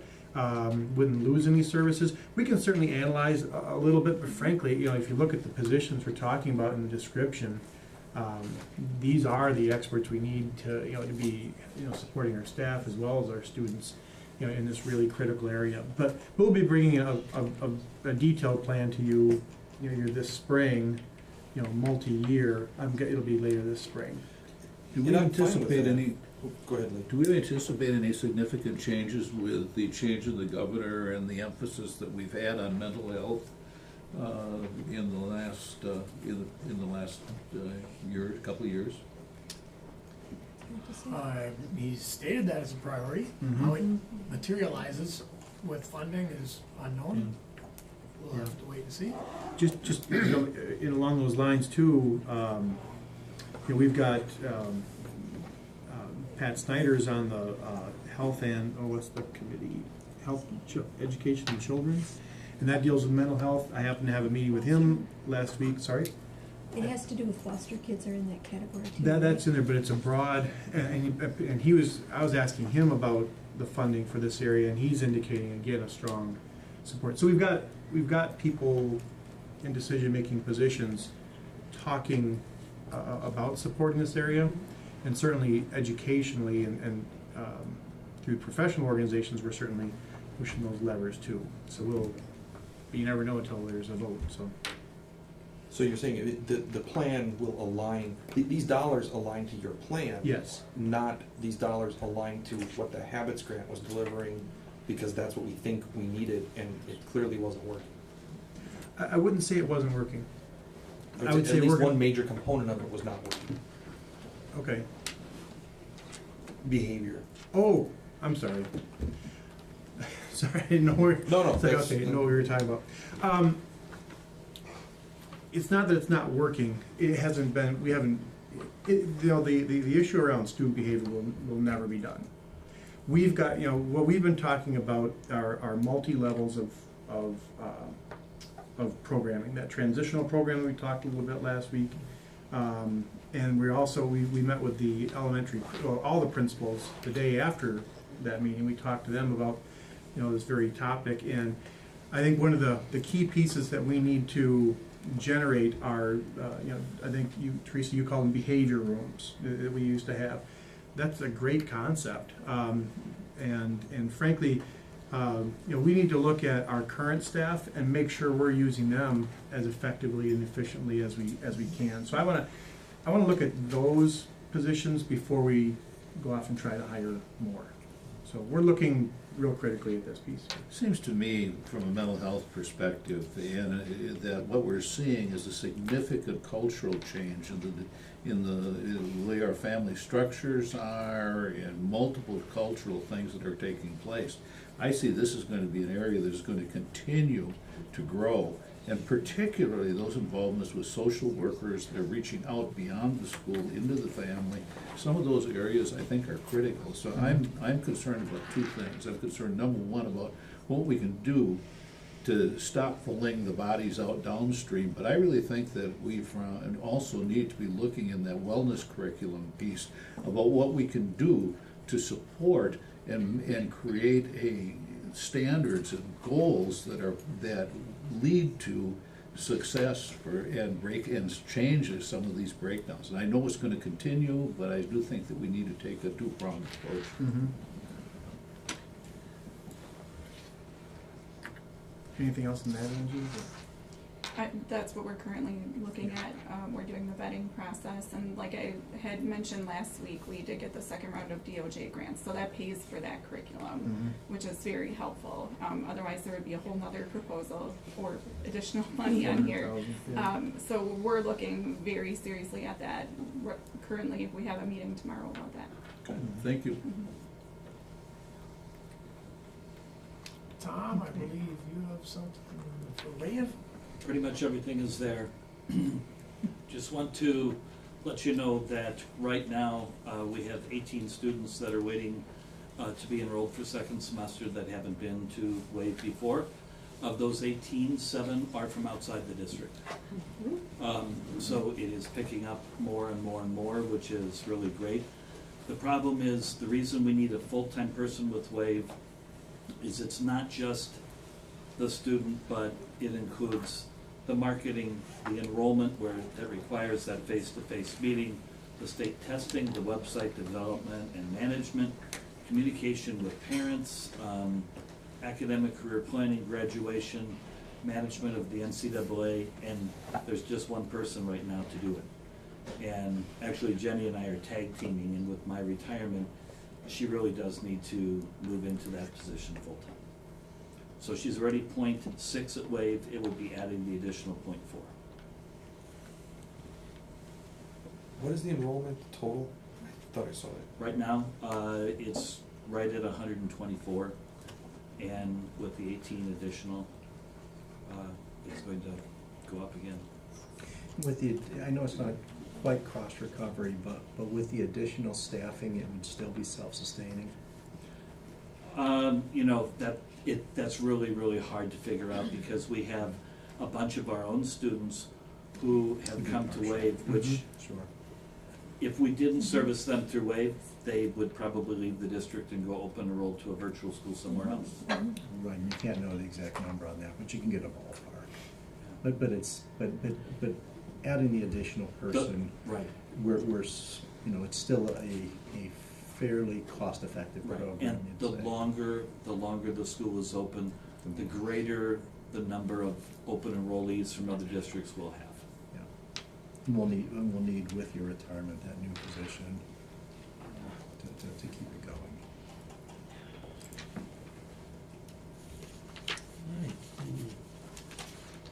Well, we got Next, we have a series of requests that come from John Muir, so Mary Mansell's here.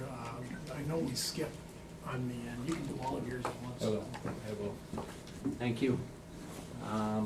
The first two that I submitted have to do with baseline technology. And one of the things that we are really struggling with right now with John Muir is the versatility of the building and trying to make as many spaces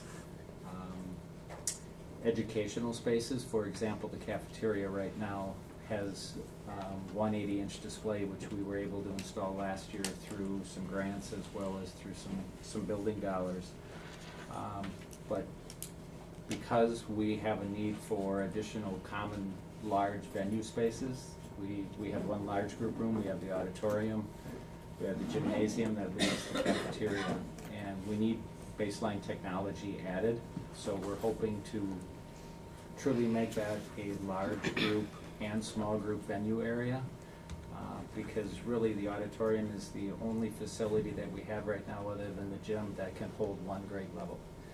And so by making that additional two 80-inch displays added to the cafeteria that can interlink, in other words, display the same image at the same time or display a separate image. I can have two classrooms, perhaps Phy-Ed or a different content area on each end of the cafeteria with interactivity with technology, or I can have an entire grade level in there listening to a presentation. We are competing right now for those spaces because we have outgrown our orchestra and our band room. Our sixth graders have close to 100 students, and they can no longer fit in the band room, so they are having to use the stage, which means we are now interloping back and forth between the orchestra room, the choir room, and those common spaces that we normally had in the past are not available. So we have competing needs for similar resources. So by adding that technology to the cafeteria, that will provide another large venue area. The second one is adding baseline technology to our keyboard music room, which has never had baseline technology. It doesn't have any interactivity whatsoever. And there are 5 different vocal music teachers that teach out of that room throughout the day. In addition to the music keyboard lab, the orchestra room right now does not have any interactivity or baseline technology. So that request, in working with Shane Will on both of these, will allow those 2 rooms to have the technology that they need to provide the technology integration that's necessary. I can tell you that I thought long and hard about submitting these 2 requests, but when looking at the past 3 years, we have invested over $50,000 of building level dollars in technology to equip classrooms with baseline technology. In other words, a smart board or an interactive TV. And that was over 20 classrooms that we were able to do that with. I can't utilize building funds for technology. I can't stretch it anymore. There's too many other needs in the building right now. The other one, as many of you know, this is request number 11 that's in board book, is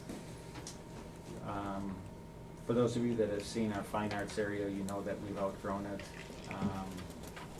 And right now we have about half the existing space that we need for instrument storage, which is creating some significant issues. It's resulted in instrument damage simply because there's a lack of appropriate and adequate storage. We have students that are carrying their instruments around with them throughout the day. They're trying to put them in their hallway locker. And the instruments are expensive. A base alone is $3,000. So if you look at the cost of $12,200 for 6 additional customized storage units for our basses and our cellos, violins and violas, sounds like a lot, but if you have one damaged bass, you already invested $3,000, and it's so that is something that we had put a floor plan together. We had an architect come in, Larry Seiler did, to take a look at fire exits to make sure we were in code. And I can tell you, and Larry, you can disagree with me or not, but I think the estimate is exceptionally high when it comes to those storage units. I think we can get that down hopefully in the ballpark of 7,000 to 8,000.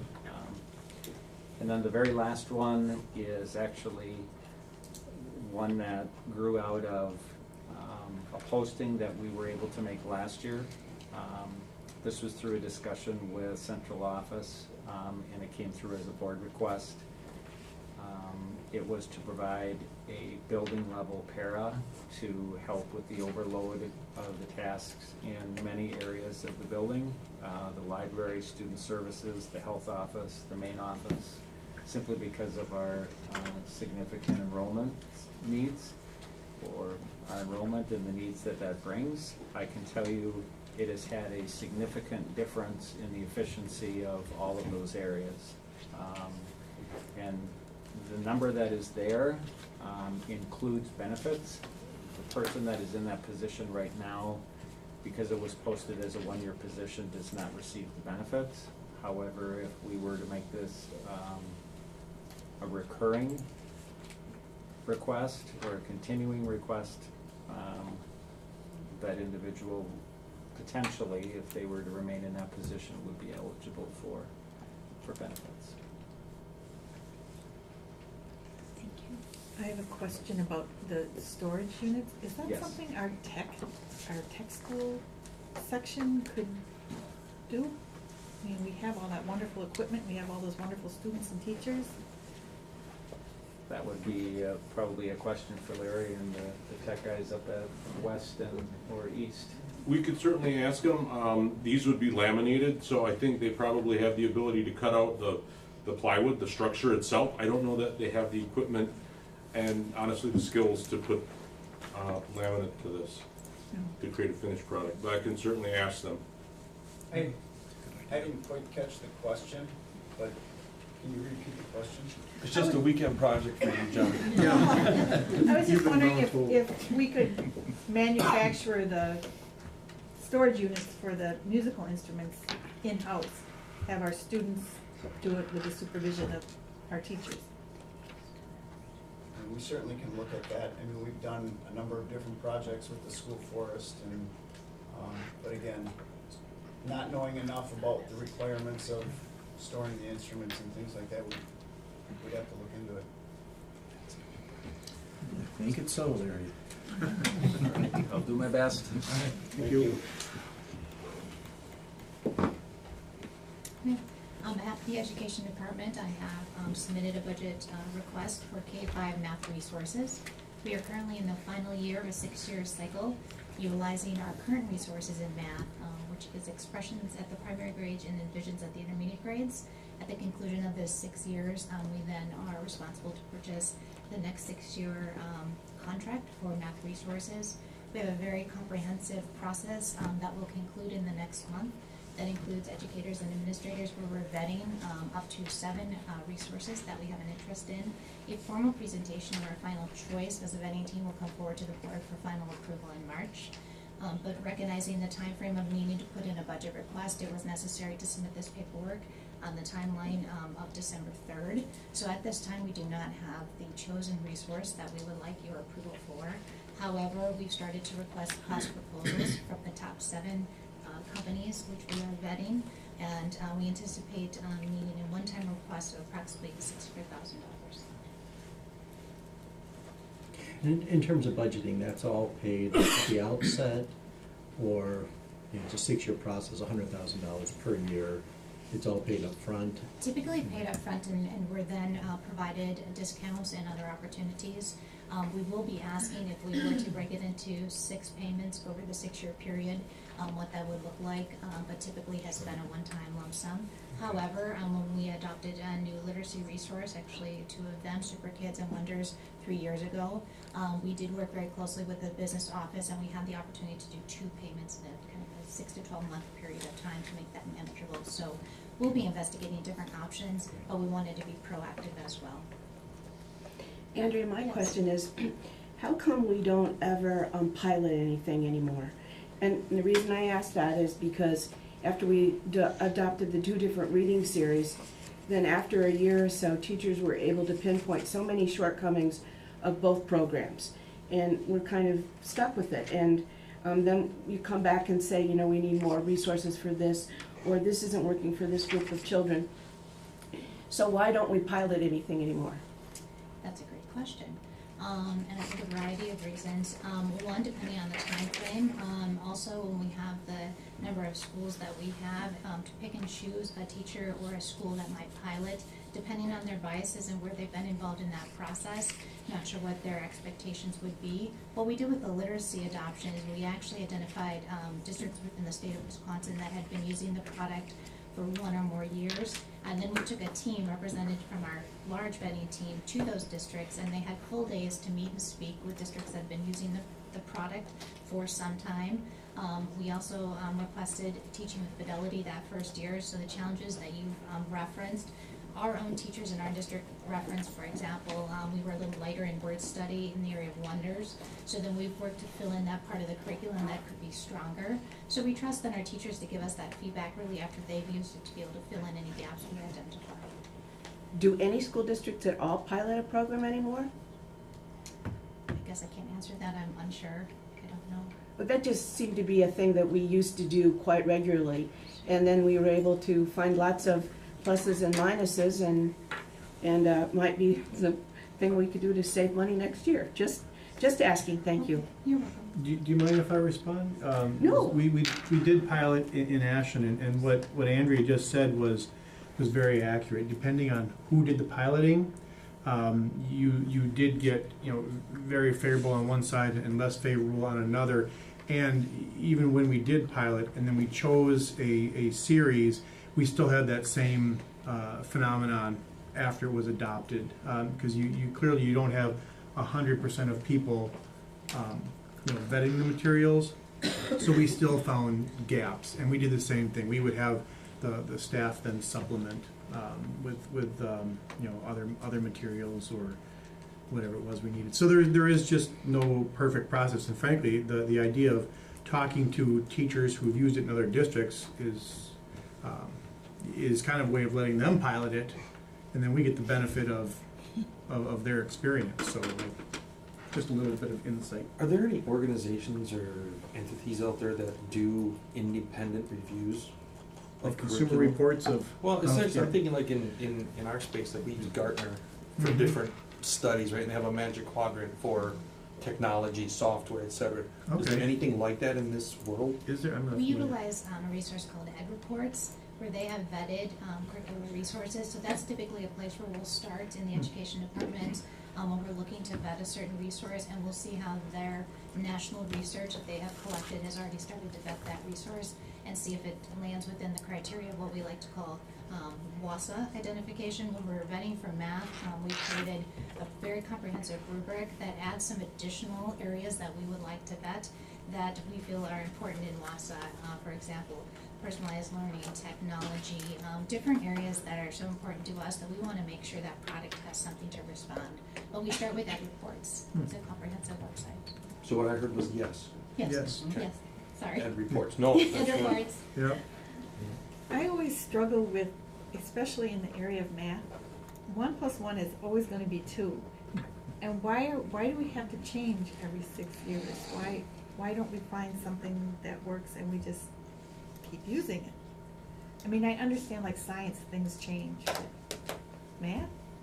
to stay competitive. Well, techniques change, and we're doing such a better job now than when I was in school. The Common Core standards are so much better than what we used to have. Skill and drill, I guess, is gone, and it's word problems, and it's problem solving, and just the way that you get at understanding why the numbers work the way they do.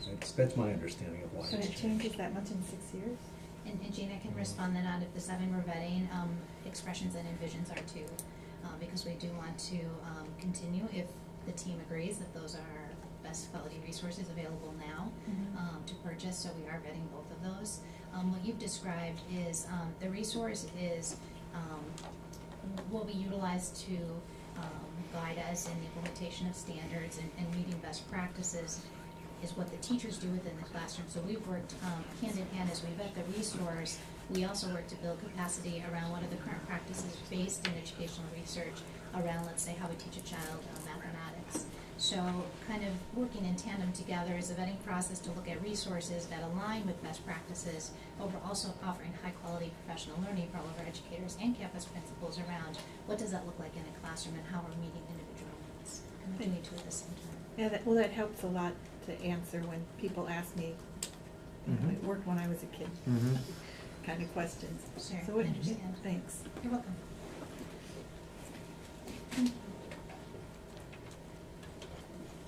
John, coming up?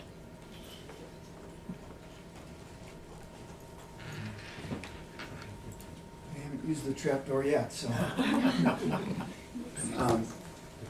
Most of the information in my request is in there. I tried to put as much detail in, but I'm happy to provide a little background on this request. It's really addressing two things. The shortage in CTE teachers that we are currently experiencing, not only locally, but on a state and national level.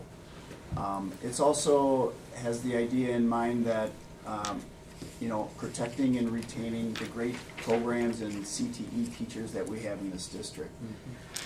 Frankly, if we lose one of our teachers that are leading one of these programs of study, we're at risk of losing the program itself. For example, our automotive program, our engineering programs. Wausau East recently lost a teacher that was a manufacturing and engineering teacher, and that was very, very difficult to find a replacement. Applicants are anywhere from 1, 2 to 6 or 7 when we have positions open.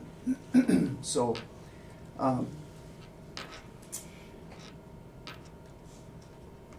in the last, in the last 13 years, in the last 12 years, we've lost 13 CTE teachers, and it just becomes very difficult to replace those. I included in the proposal information on UW Stout enrollments in all of those different areas.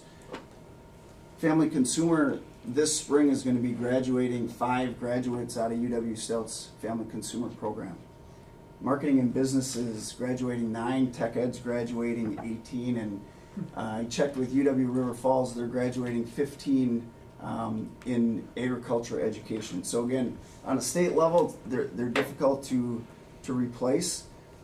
As part of this plan, what I've also included is a national framework on what quality programs of study look like, put out by the Association of Career and Technical Education. And what I would like to do here is evaluate and use this framework, evaluate our programs, but also use it as a map to what really high quality programs look like, and then be able to attach this compensation with that framework and be able to work with our staff on continuing to develop programs under the guidance of the framework. So that's a little background on how this is all put together. Again, these are programs that our community supported and our business and industry are relying on. Our community supported them the last few years through our referendum process, and again, I'm just trying to protect and retain the great programs that we have. So when you say we're losing them, they're going to private industry where they can make more money. Is that where we're losing them too? Well, We actually haven't lost that many to retirement recently. Most recently, we lost one to business and industry. Other than that, it's been other districts, post-secondary, but it's been kind of a mix, I would say. And then you're saying by the numbers that the graduation rates in those areas have gone way down. Correct. And John, there's a lot I liked about this, and one of the things that stood out to me is every time you turn around, you see the demand, right, in all these industries, right, whether it was automotive. I mean, a lot of the reason we did the expansion was to help with that. This type of step forward, at least in my opinion, I'd love to see kids open enroll into the district because they want to go into our tech ed programs, right? I mean, to me, that's where this is headed, and with the right marketing, I mean, this could be the next wave that's pie in the sky, but it's a step in the right direction. But we have to be willing to pay a premium to get high quality, CTE staff. Right, absolutely. Would say, right? You know, we have to look Yeah. at it as an investment rather than as an expense, I and that's a agree. mind shift quite a bit. It but is. It's something to discuss. We've already made an investment we need to protect. Yeah, what was it? Yes. $30 million? Well, it's a vexed relationship with these companies. Because one, they want us to train their future workers, and then two, they hire away our trainers. And so in other words, we're supposed to be subsidizing them from the beginning, and they're making it even harder for us to subsidize them. So, it's nice to Well, pay back a little more. I think it's a sign of the times, right? And I mean, everybody's in need of quality employees, and I think when business and industry looks at educators, they see people that are well organized, communicate well, dependable, hardworking, and it makes teachers look attractive as well, right? Sure. And then if you have the technical skills that align with what they're doing, it makes it even more attractive. Well, and our community counts on this. And it puts a new twist on the comp model, which I thought was interesting. I think this is one of those areas that you might want to be sitting down and talking with Pat Schneider about too, because if we can get support from the legislature or from the governor to encourage business and industry, it's a win-win for everyone. It needs to be funded. Thanks, John. The next request is a little bit different than the others. And while the Montessori team perhaps heads up to the table, Elizabeth Channel, head of school at Montessori, will probably do some introductions of her own. I've got what you provided me for a PowerPoint, but it's only a PDF of the PowerPoint. Is that sufficient? Okay. How about I will switch over to this screen, and then how about if I give you this? You can scroll as necessary. And then with that, I'll turn it over to you. Good evening. I know you guys have been sitting for quite a while, and thank you for your patience as we come with the biggest budget proposal for the night. So I'm really expecting the trapdoor for us this evening. But I'm Elizabeth Channel, head of school for Montessori Charter. And I'm Jennifer Peasley, the Governance Council President. All right. Next slide. Scrolling down. Okay. So we wanted to show you our vision statement, which is guiding children to become lifelong learners and global citizens and moral characters. So this is really kind of sums up our entire purpose of being as who we are and what we are as a school. To give you a little bit of context about how we got to this, because this is a new vision statement for us that we developed amongst the council members along with staff to really start the discussion from an inquiry standpoint of what do we want to see from our children as a result of their education with us? What is the the outcomes that we are hoping for children that come to our school and learn with us? And really, we talked a lot about how we want them to positively impact our world. We were really putting a focus on their future, beyond their education, beyond their time with us. How do we impact them so that they can go out and impact the world? And so this is where we ended up, and those words are very purposeful as far as what our vision is, and we're hoping that through tonight's presentation and through our proposal that you can understand how having a dedicated space can really help us achieve this. Our next slide is our governance council, and most of them were here and had to leave for different various reasons with different holiday concerts and such tonight. But this is a very strong and healthy council. We have parent representation. I myself am a parent of a 5th grader that started in kindergarten as well with Montessori. We have staff representation and also community members. We're all encouraging this effort forward, who have been in full support of our vision and have really been behind us every step of the way. So we couldn't have done any of this without them. And of course the staff that aren't listed on this is very important in our parent body. So when you hear the words Montessori education, without saying anything, what comes to mind? Think about the words, the visuals that come to mind. And I just would like to respectfully challenge you this evening to, if you already know some positive things, to hold on to those and still be open to learning. If you heard some not so positive things in the past, still be open to learning, because there is a lot about Montessori education that is fantastic. Dr. Montessori started her research back in 1907 is when she developed her Montessori method.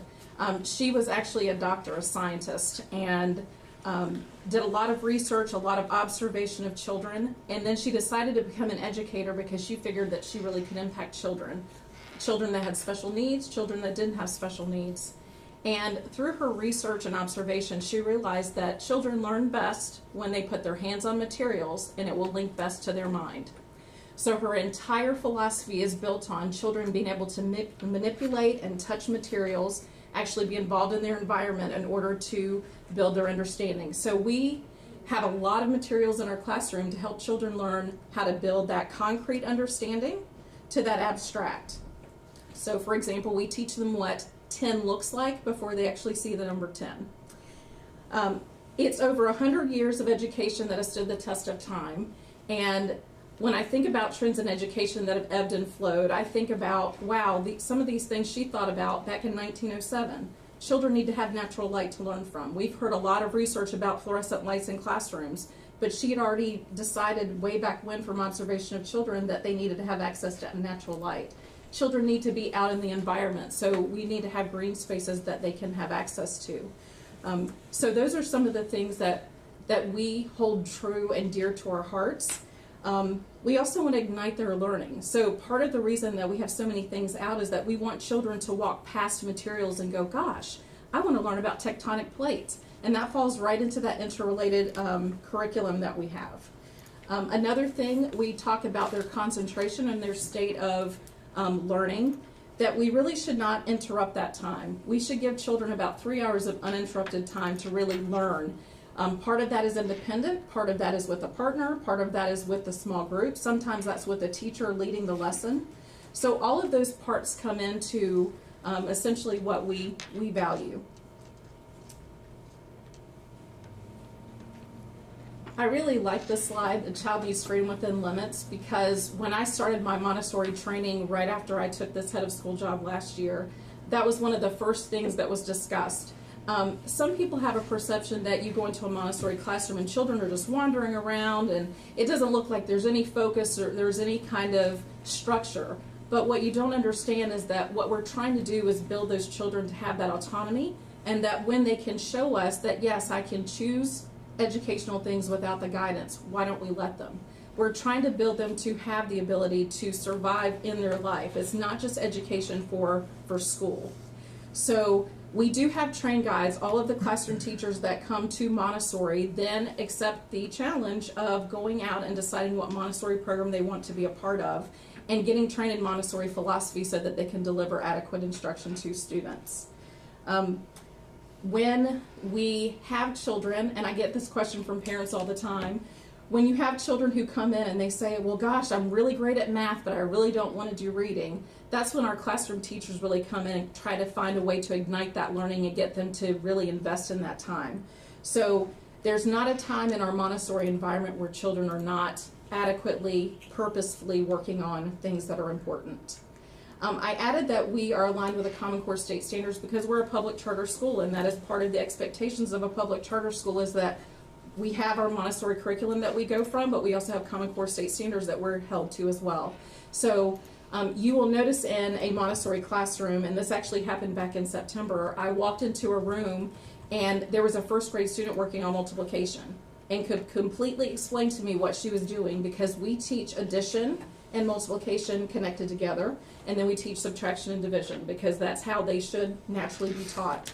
And it was just amazing to sit there and listen to her explain to me how she understood how to multiply a 2-digit by a 1-digit number. So I just thought that was just another testament of the great things that we do. In our Montessori environment, we talk about this freedom too, but I want you to think about, even now, you guys have been sitting here for 2.5 hours, and some of you are feeling antsy, like, oh gosh, I wish I could get up for a moment or go get a drink of water. That is a natural tendency in all of us. And with the way that we give the freedom to children, we allow them to choose their workspace. You can work on the floor, you can work at a table, you can work at a desk, and we teach them how to manage those fatigues. So you get mental fatigue, like you're really focused on a project and you really need to get it done, but gosh, you just need to get up and just go tell someone, okay, I just need a break from this, I need to move on. We have that already integrated into the way our classroom environments are set up, so that children do have that opportunity just to take a break and maybe reset and go work on science instead of having to sit there during a selected math time for an hour or whatever the case may be. So part of that uninterrupted work time allows children within that 3 hours to focus on what's important to them then, maybe be pulled for a lesson, and then they get to choose science, or maybe they want to go outside for a walk or that kind of thing, which I'll get into a little bit later. So still following with our philosophy in education, we are focused on practical life experiences because we are trying to prepare children for life. So sometimes you'll walk into a children's house classroom with the 4K and kindergarten children, and they might be washing a window or cleaning up a spill that they made, because we try to build that understanding for them that they need to take care of themselves and their environment. And part of taking care of themselves is being a part of their communities. So before we kind of launched into having morning meetings with schools across the state, across the country, Montessori was already doing that because we try to cultivate with children that whole social emotional piece. You are a part of a community. How can you positively contribute to that community? What do you do if your friend feels left out? How can you incorporate them? And so we have those morning meetings where we encourage children. First of all, they're student led, so the children take ownership of it. They problem solve issues that we see. And it's pretty neat to sit back and be able to give children that independence. So we are here to talk about having our own space, and so I included on the slideshow a picture of this beautiful Horace Mann building that has become my home in the last year and 3 months. And I just kind of want to show you where we are in the vision that I have for our school and the support that I have from my governance council and families to really cultivate this. So on the first floor of the Horace Mann building, you will see that the Horace Mann main entrance is up there at the top. But we have a Montessori entrance down here at the bottom, and with the wonderful Safe Schools grant that I am so happy that we are being proactive in keeping our schools safe, our Montessori entrance kind of is not working for us anymore. We have Montessori parking, so we have preferred parking that Dr. Phelps and the Horace Mann staff were very kind to allow us to have. But when I have parents park there, they're not able to get into the Montessori entrance because Horace Mann starts school at 7:25. And we can't have parents come in through there without signing in at the front office. So I always have to direct parents back around to the front area. Per our philosophy, as was written in the budget proposal, we should be ages 3 through 6, 6 through 9, 9 through 12, 12 through 15, and on. We currently, because of our spacing, have kindergarten and first grade together, and you'll see they're right there at the Montessori entrance. But one of the things I really want to encourage in our students is that whole collaboration and communication amongst grade levels. And it's very hard for my little babies in kindergarten, first grade to kind of traverse through the hallways because, you know, we kind of get sidetracked with shiny things, and we want to watch the 6th grade children that are passing in the hallway. So sending them over without an adult sometimes is difficult. So then the 2nd and 3rd graders are over on the other side. And as you can see there, I have the library. We were able to trade in a room this past year, and Dr. Phelps allowed us to have a room so we can actually have our Montessori library, and we keep a lot of other things in there. And then you'll see up here, I'm so far away from all of the little children that I would like to see. I can tell you at least 4 times a week I have little kindergarten students walk up the hallway. If my door is open, I'll see a little head peek in. So it is one of the joys of the day, but it would be so nice to be closer to them. And then if you look on the 2nd floor, this is where the 4th, 5th, 6th graders are. So once again, when I'm trying to encourage children to take care of themselves, take care of others, really want those upper elementary students to really integrate with those early childhood children, it is difficult when we are so far apart. So I just wanted to give you that just as a visual representation of the space that we currently live inside of Horace Mann, for those of you that haven't had a chance to come visit us yet. So the limitations of our current space, practical life and sensorial experiences. Practical life are those things. My upper elementary students, for those of you that do not know, I am half-time head of school. I teach half-time in the 4th, 5th, 6th grade classroom, one of them. And we don't get to bake and cook a lot. So we got a donation from Lamb's Fresh Market, and I set to task 22 4th, 5th, 6th grade students to peeling apples and pears and chopping and teaching them how to cut. I have very kind custodians at Horace Mann, so when there was apple juice falling into the carpet, they were very kind and generous to help me clean that up. But we really need surfaces that are conducive to us being able to do those kinds of experiences in our own classrooms. Sensorial experiences are really for our Children's House children. We build their fine gross motor skills, and part of their fine motor skills in Montessori is learning how to pour without spilling, or tweezing beans from one container to another, because it helps to build those skills. So just having a space that is conducive to that would be extremely helpful. Our prepared environment, the materials that I was talking about, and I'll show you visuals of this in just a little bit.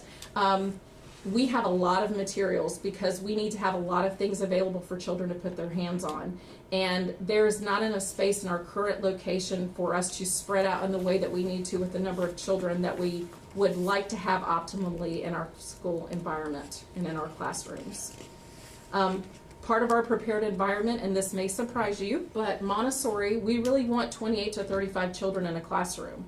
We benefit from children talking to each other, learning from each other, interacting from each other, and we truly were the pioneers of Ask Three Before Me. That is something we totally believe in Montessori, is that they need to go and ask each other and try to learn from each other before they come to an adult to help solve their problems. So we need to have 28 to 35 children within our classrooms to really build that understanding along with a teacher and a paraprofessional. Collaboration, I elaborated on that a little while ago. Just, it would be nice if we were all in one area that we could easily get to each other. Montessori environments usually look more like a house environment. Things are at children's level so that they can access them easily. And scheduling conflicts inside the Horace Mann building. Dr. Phelps and I work extremely well together, and I have truly appreciated working with him in this last year and some.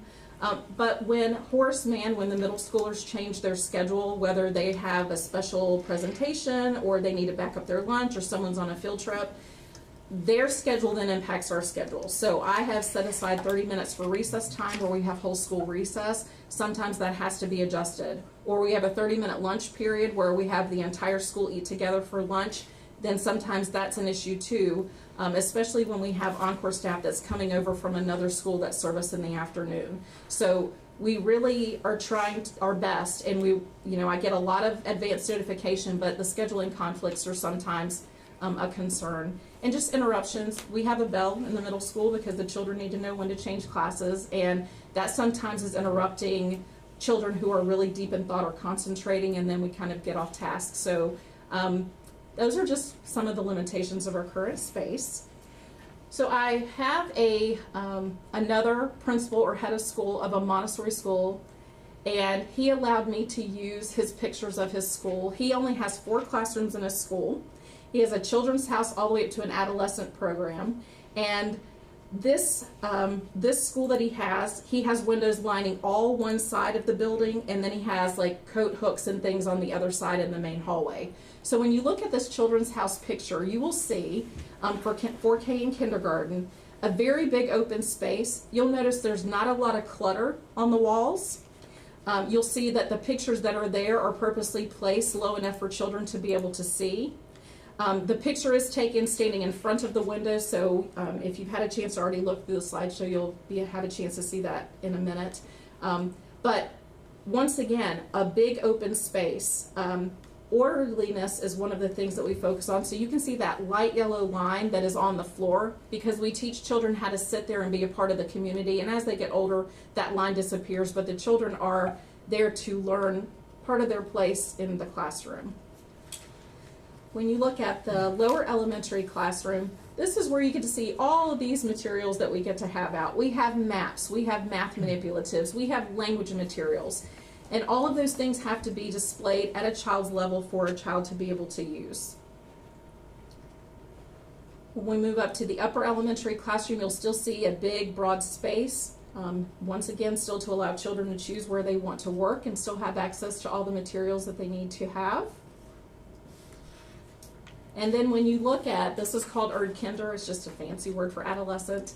7th and 8th grade looks a little bit different because we're starting to transition them to doing more things out of the classroom, being part more of the community, and then also getting them ready for high school. So the benefits of an ideal state, for us to have an authentic Montessori school environment would be pivotal for the children that we're teaching. Right now we have to kind of trade out things on the shelves, and that's not really conducive. We have tried rearranging my classroom in particular, pushing everything up against the wall. But my babies in upper elementary are big. I mean, they're 4th, 5th, 6th graders, they're big now, they'll be even bigger in another few months. So we just do not have adequate space to spread out and for them to use the things that they need. Having access to a restroom closer by and access to a green space from the classroom is important. Our own independent schedule that is not inhibited by the bell schedule. Communication and collaboration between the grade levels, as I explained before. And having space to fit 28 to 35 children is essential. I mean, we work best when we have bigger classroom sizes so that those children can learn from each other. And just the classroom setup, we just need to have enough space for shelving, for stands for things, and just to be able to provide the type of environment that is best for our children, which is best practice per our Montessori philosophy. All right, thank you. Any questions?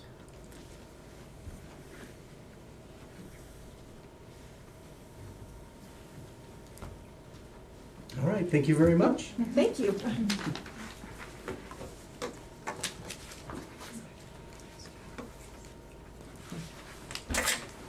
The next item on the agenda is district capacity enrollment update. This is a non-action item.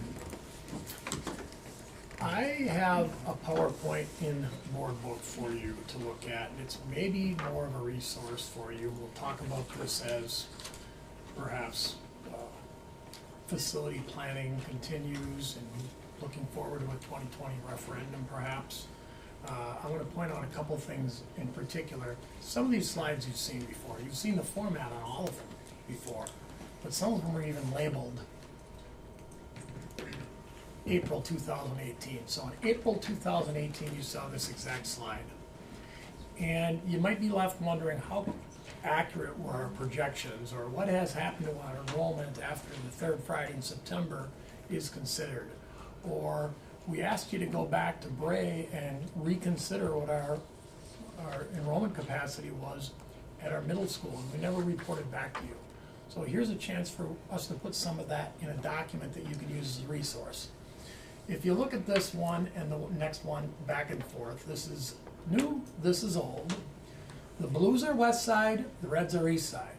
They're ordered in the most overcapacity school on the left to the most undercapacity school on the right. So you will see some of them are on the east side, some are on the west side. Some are small schools, some are large schools. So it really is scattered. And you see Statine, Grant, Hewitt, Texas, and updated Statine, Hewitt, Texas, Grant.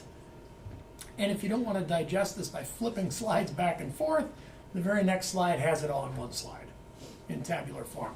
Now they're ordered so you can make a comparison from what was the case last year to this year in alphabetical order. So Franklin, as an example, was over capacity by 1 last year, under capacity by 26 this year. And a standard that we developed and stuck with for quite a while is this 85% operational capacity. So our operational capacity isn't full, packed every student in capacity, it's an operational capacity. And we accepted that quite a while ago. If the board wanted us to change that, we would obviously change. But we've been using the operational capacity number for quite some time. Secondary capacity, a slide you saw in April. Here's a new slide.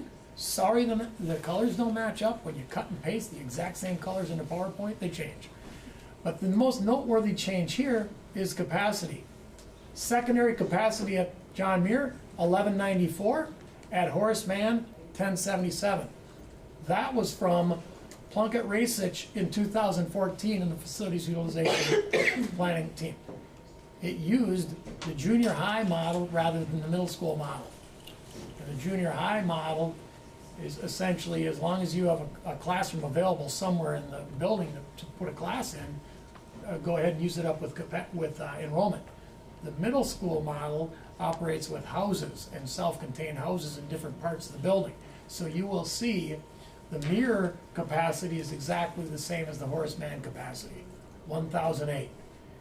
And that was following what you asked me to do with Bray Architects. Bray Architects went back, they did a study, so you'll see it labeled as such, the Bray capacity study from 2018 versus the Plunkett Rasich study from 2014. So our capacities are different. And I can spend as much or as little time on this as you want, but at least it's a resource. You can go back and look to see how over or under our capacities are now compared to last April. Well, it's timely too when we hear from Montessori and we see some of the elementary schools that are under capacity. Not that any of them could serve an entire Montessori school, but it gives us something to think about. Certainly. To have some room. Right, we've seen, well, actually, we've seen all of this before, but we didn't talk about the last time because we were running too late. Right. And, yeah, I think it's all pretty clearly evident. Are there any questions? Is there anything in particular that someone wants to know about? I was a little surprised that John Muir went down in enrollment this year. Not enough to make a big difference, but it went down, as opposed to we've been talking about it continuing to go up and up and up, but it actually went down compared to the year before. Well, again, you can look at this as a resource later. District-wide enrollment trend, you've seen this before. Look what happens when I advance one more slide. The September 18 is no longer pink, it turns blue, because it's not a projection anymore. So this was a projection, these are actuals. Remember, if we pass a 2020 referendum, we're not open for business until September 2021. Now, if we advance forward, the 7790, which we were projecting, was an actual 7764. So we were projecting numbers that were a little bit higher. They came in a little bit lower. And then I do that same thing throughout. Pre-K 12, so instead of going down 76, it went down 102. And instead of projecting down 40, it went down 77. That changes all of our projections. So I put all of our current numbers into the model. That's the point I'm trying to make. Everything has been updated since last April. And now if you scroll through them all, you see updated numbers. So instead of a 4.9% reduction in enrollment, K-12, in the next 7 years, it's a 6.5% reduction over 7 years. Now the 7 years changed. It was a different 7 years, but nonetheless, it's 7 years going forward. Same thing is done with separating by grade level. 9, 12, 6, 8, K5, EC, 4K. This is from April. These are the different enrollment projections that I see now. They are different. You can take a lot more time. You can compare the two side by side, see where those projections changed. Here was the west side, old slide you saw in April. Here's the west side now. West side 6 through 8. We were expecting it to go up 27, up 17, up 5. As you just mentioned a second ago, Lance, it actually went down 8. But from here, based on those elementary schools on the west side going to John Muir, we're anticipating up 24, up 9, so we're still anticipating an increase. Keep in mind, last year we were anticipating an increase too. Some of these things are hard to project. So you've got some data in front of you. You can use it as a resource. Come back, put it on the agenda again, ask me more questions when we have more time. It will almost certainly be brought up as we do some strategic planning, as we discuss facilities needs throughout the next year. All right, thank you, Bob. Next issue is a recommendation for open enrollment seat availability, and this is an action item. So every year this is brought before the board. Space determinations must be made and approved in January. And if we are not going to deny applicants due to space, then that's what the change that needs to be made. If we are going to deny based on space, then we go into the summary below, and that's where the recommendations are made based on the 90% capacity. So you can see in grades 4K and K, we don't really know, so we put 0 in there. Grade 1 was 15, grade 2 is 16. The rest of the elementary grades, we did not set a limit. We don't have any spaces at John Muir due to capacity issues, but we do have some at Man, and then at the high school levels, we have a few. And it's special ed, looking at caseload factoring, teacher availability programs, all those data points. We're recommending that the visual impairment programs or services district-wide pre-K-12 be capped, and then for the DHH programs, pre-K through 8. Angie, just one question on the, you mentioned rightfully so right that there's building capacity concerns at John Muir, but yet for grade 3, 4, and 5, no limit set. Do we go so far as to say that we would have availability for east side elementary schools, but perhaps not west side, because it eventually flows up to John Muir? I always look, when there's an open enrollment application, we give them choices of where they can go. And it really is based on each building. So this is just these numbers. It could be that there's 0 spaces anyways on the west side. But we certainly could look at that. I just think, if we're going to, to be clear in 6, 7, and 8, saying we have 2 at Man, right? I think we should round that out by saying we have no limit on east side schools or whatever verbiage you want to use, but I don't know that we would want to say there's no limit on the west side and watch a bulge come in 3, 4, and 5 and hit John Muir before we have a chance to do anything about it. That's a good point. The report isn't the whole story, it's just the nature of this report. Yeah. So they're already working on That's it. a good point, but it'd be hard to turn down somebody if they requested a west side school that had a small class. We could always preface it with, we have these openings on the west side, but when you get to middle school, Muir is not an option. And it's in our letter. And certainly people never have to re-open enroll once they're in, but we can, based on numbers, say where they can go.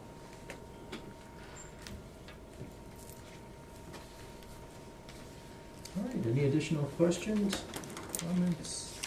Hearing none, let's go to the motion. Looking for a motion. Recommend to the board to approve the open enrollment seat availability for the 2019-2020 school year as presented. So moved. Second. All in favor, signify by saying aye. Aye. Opposed? Abstentions? Motion carries. Next item, public access to school grounds. This is not an action item. Okay, so this is really just a continuation or a continued effort to make our schools a little more secure. Within the city limits, all the schools within the city limits, this is actually a city ordinance, albeit poorly communicated and loosely enforced. For those schools outside of the city limits, this is not an ordinance. This would simply be a requirement of our school. And this was really born of, we get all sorts of traffic and dog walkers and people exercising, and just to manage and control and ask who all those people are is a pretty daunting task, so. Makes sense. This was presented to you just so that you're aware of it. We anticipate the signs going up in January. Thank you. Great. Thanks. Thanks, Larry. Next item, development of school calendars. This is not an action item. No, thank you. Attached, you will see the school calendar meeting agenda. And our committee began its work last week, and they will continue work after winter break. We are set to meet again on January 8th. I understand that the board had some questions about the development and taking in some of the elements of what it takes to develop a school calendar. So what is new this year for our work was to take a look at, per your request, a parent-teacher conference opportunity in the afternoon. So the committee is looking at that, and they will be bringing recommendations forward. Depending on the outcome of our meeting on January 8th, we could look to have something in front of you for PRL on Monday, January 14th. But these are all the elements that we consider in looking at trying to make something work for the parent-teacher conference opportunity in the afternoon. We cannot compromise at all the 4K learning opportunity. Their days are set very specifically, and they have a minimum required of number of hours, including outreach. And if we drop below that, we lose funding from 0.6 FTE per child down to 0.5. So we want to keep that up. And this year we did grow in the 4K area by 25. So the committee is very mindful of that. Very good, healthy discussions. I am always respectful of their time and say we start on time and we don't exceed the 90-minute meeting time. We sat there for 2 hours and nobody left. It was great. And our committee is made up of teachers, and we also have parents. It's an 11-member committee, and we're represented by all aspects of education, from EL, pupil services, special education, regular ed from elementary, middle, and high. We have administration for both elementary and middle school, which includes summer learning. And we have an addition of, we have 3 new members this year, and Patrick Galligan joined us due to retirement, so we now have the perspective of the athletic and activities and AP, which is great. Do you ever consider other school districts and what their calendars look like? Because when you consider community resources like the Boys and Girls Club or the YMCA or those kinds of places, especially when they develop their summer programming, they want to hit more than one district. So is that a consideration also? It is. It absolutely is. And we're also talking with other school districts, and Mosinee and Everest, Wausau, we're going to try to have a common spring break. And they know our precedent right now, so we're all in conversations together about that. Right now, Merrill is the one that is set for next year, and our proposal right now would mirror Merrill's by having our spring break still at the end of March. So you're trying to nudge them, some of the other districts along a little bit. I know the last time we went through this, some of the other districts were a little bit behind us in terms of getting their schedules approved. Because I hear from parents and employees it's great when we can coordinate with other districts, but I also hear from parents and employees it's great when we can get this approved as far ahead of time as possible so we can plan. Right, so we'll be looking at 2 years, and we're also, the committee's interested in looking at something different for professional learning. So when we come back next month, we may even ask you to say, please just approve a framework for that second year and just communicate the major breaks, winter break, spring break, and the first day of school. At least that would be set, and some of the details in between we could work out later.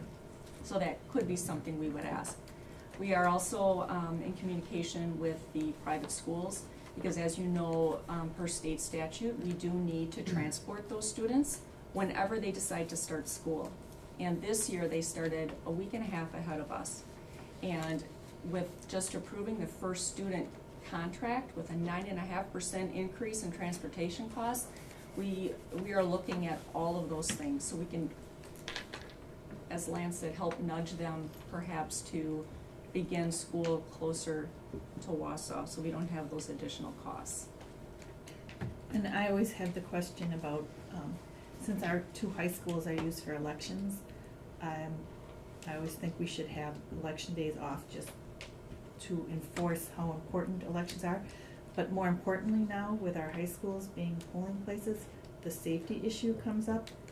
An armed officer or armed, I don't know what the temporary cops are called anymore, Permar used to be. That's not adequate. I mean, these elections happen when it's cold out, somebody comes in and bundled up in a coat.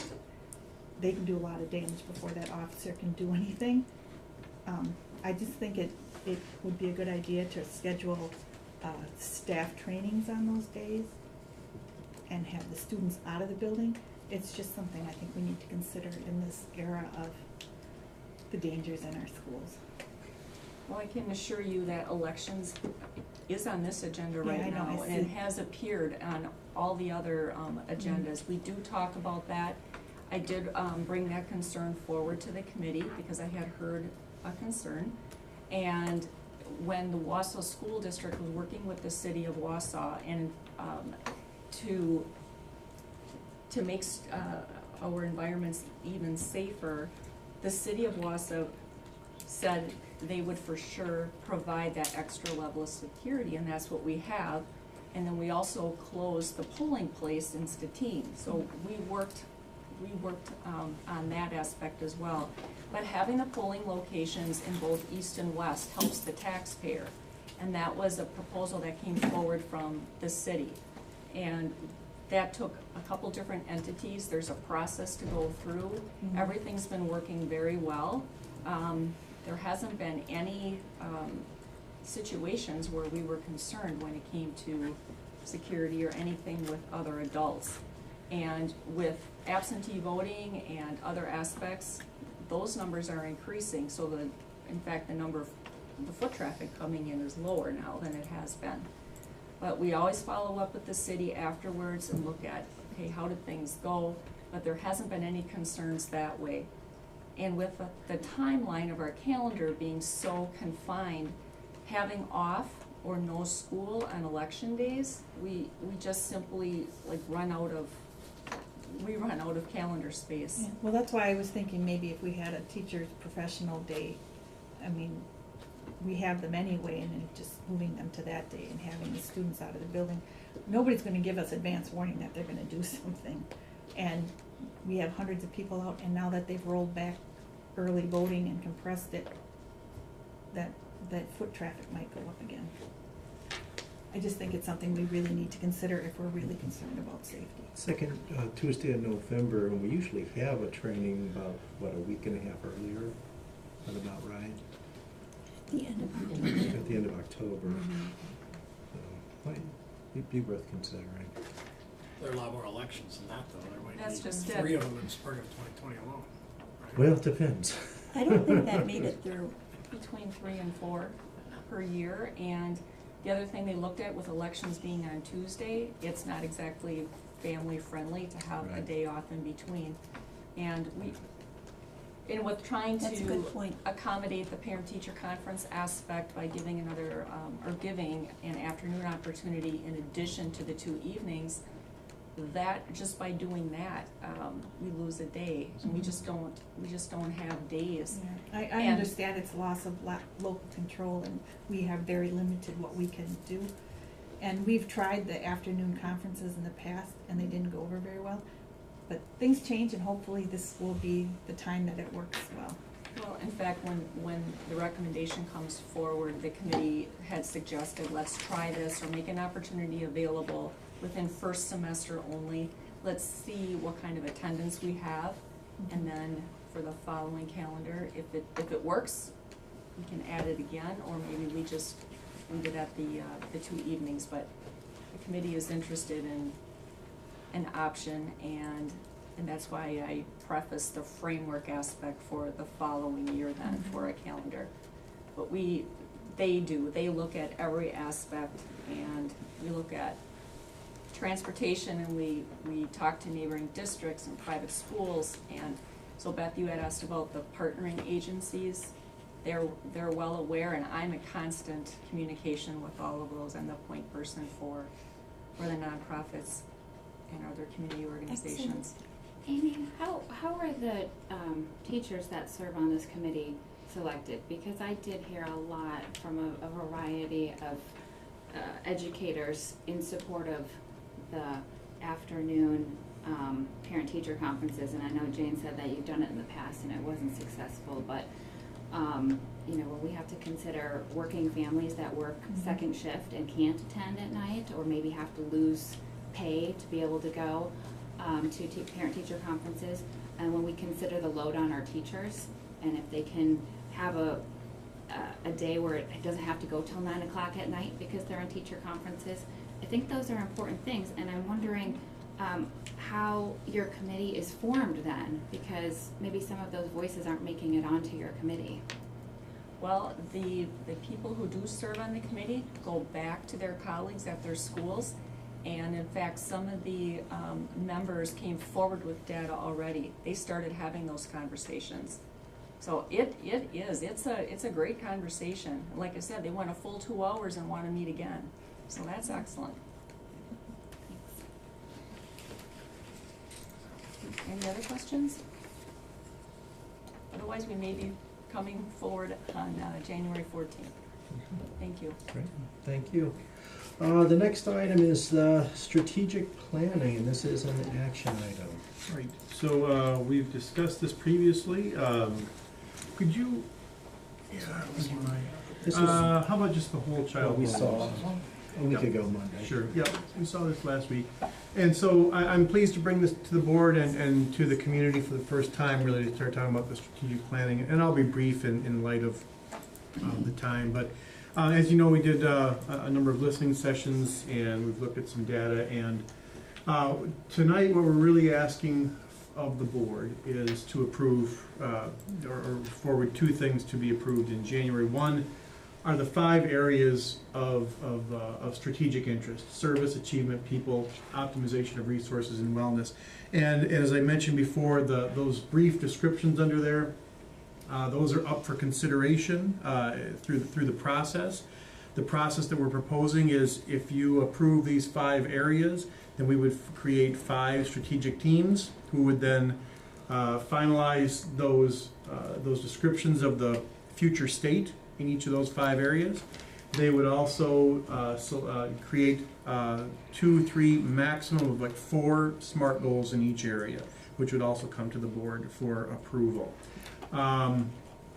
So really, those are the 2 things that I'm asking for direction tonight: the 5 areas and that brief description of the strategic planning process, which is the other attachment.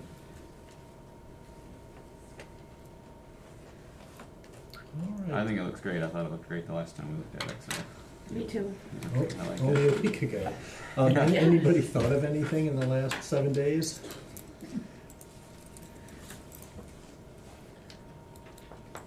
All right, well, looking for the motion then. Recommend to the board to approve the strategic planning process and strategic goal areas as presented.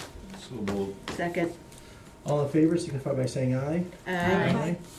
All opposed? Abstentions? Motion carries. Thank you. All right, and the last item is adjourn, and then we have a special meeting. So I'm looking for a motion to adjourn. So moved. Second. All in favor signify by saying aye. Aye. I'd like to call to order a special meeting of the Board of Education of the Wausau School District. Excuse me. The first thing we need to do is introduce ourselves to you all. My name's Jeff Lee. I'm the board president. I'd like to begin on left side or right this time and continue around for all the board members. I'm Jane Roosh. Tricia Zunker. Teresa Miles. Lance Trollope. Beth Martin. Keith Hilt, superintendent. Mary Tuck. Lee Webster. Cassie Peck. Bob Test, Chief Finance Officer. Keep going. Why not? Oh, Carolyn, Communications Coordinator.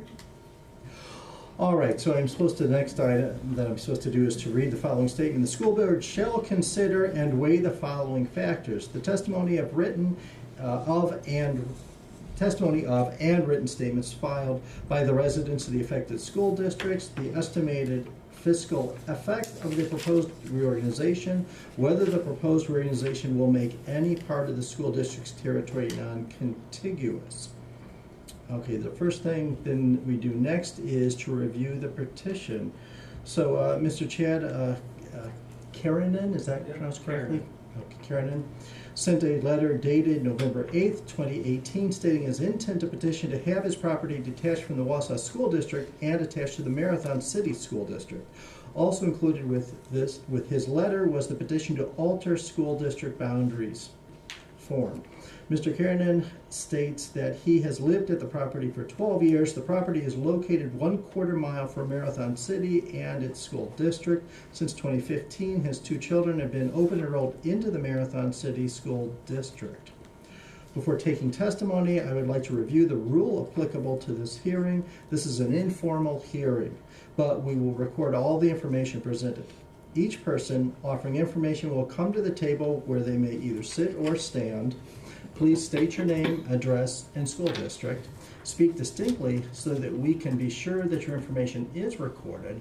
The procedure is to hear from the proponents and the opponents of the petition.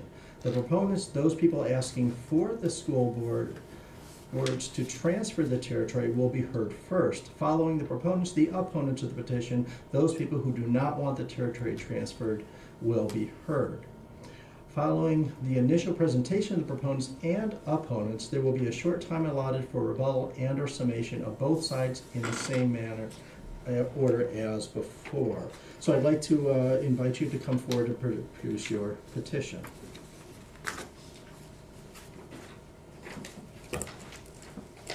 Well, thanks for allowing me to speak today. I really appreciate it. Thanks for putting me on the agenda. Thank my kids for holding out for 2 hours. Yep. They made it, so Pretty good. I appreciate it, guys and gals. So we lived there about 12 years on the edge of the town of Red Mountain, 1/4 mile from the Marathon School District. And when my kids started to get older, we decided to open enroll them in the Marathon. It has nothing to do with the school district of Wausau. I grew up in Land O'Lakes, northern Wisconsin, very small town right on the border of Michigan. My wife is from the UP, went to a very small school, probably a class of 20, 30 maybe, 50. My dad was a school teacher in Phelps, Wisconsin. Classes of now I think are 9. So we're both from very small rural school districts, and we really enjoy those opportunities they afford for our kids. The Marathon School District is an expeditionary school, so our kids are really excelling at that type of learning. As I'm sure you're all familiar with, you had project-based learning on your agenda. I would think I didn't hear the whole thing, but I would think it's fairly similar.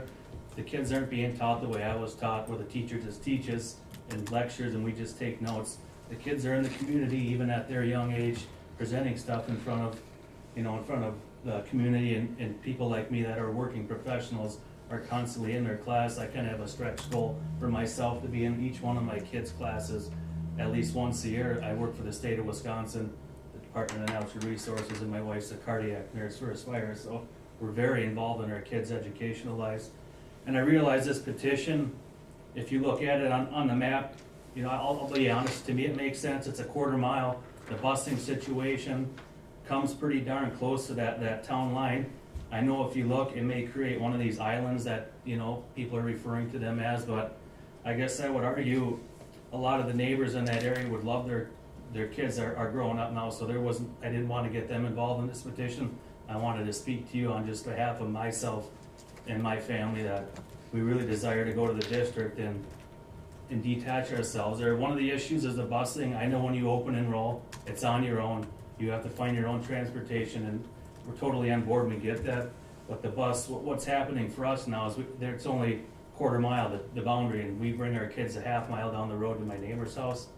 And we're both working professionals. We're running into some issues that I can't get out of work on time, and my wife definitely can't get out of time in her job, and our kids are being left on the side of the road. So one of the issues is the busing. It'd be great to have the kids come to the house. It's not really out of the way. The bus comes past the house a lot of times, but due to the laws, he cannot stop because we're in the Wausau district. So that's one of the big safety issues I'd like to, make you aware of, that we're kind of very concerned about that. And I guess I'll have the opportunity to let my wife speak. Would you like to add anything, Nicole? No.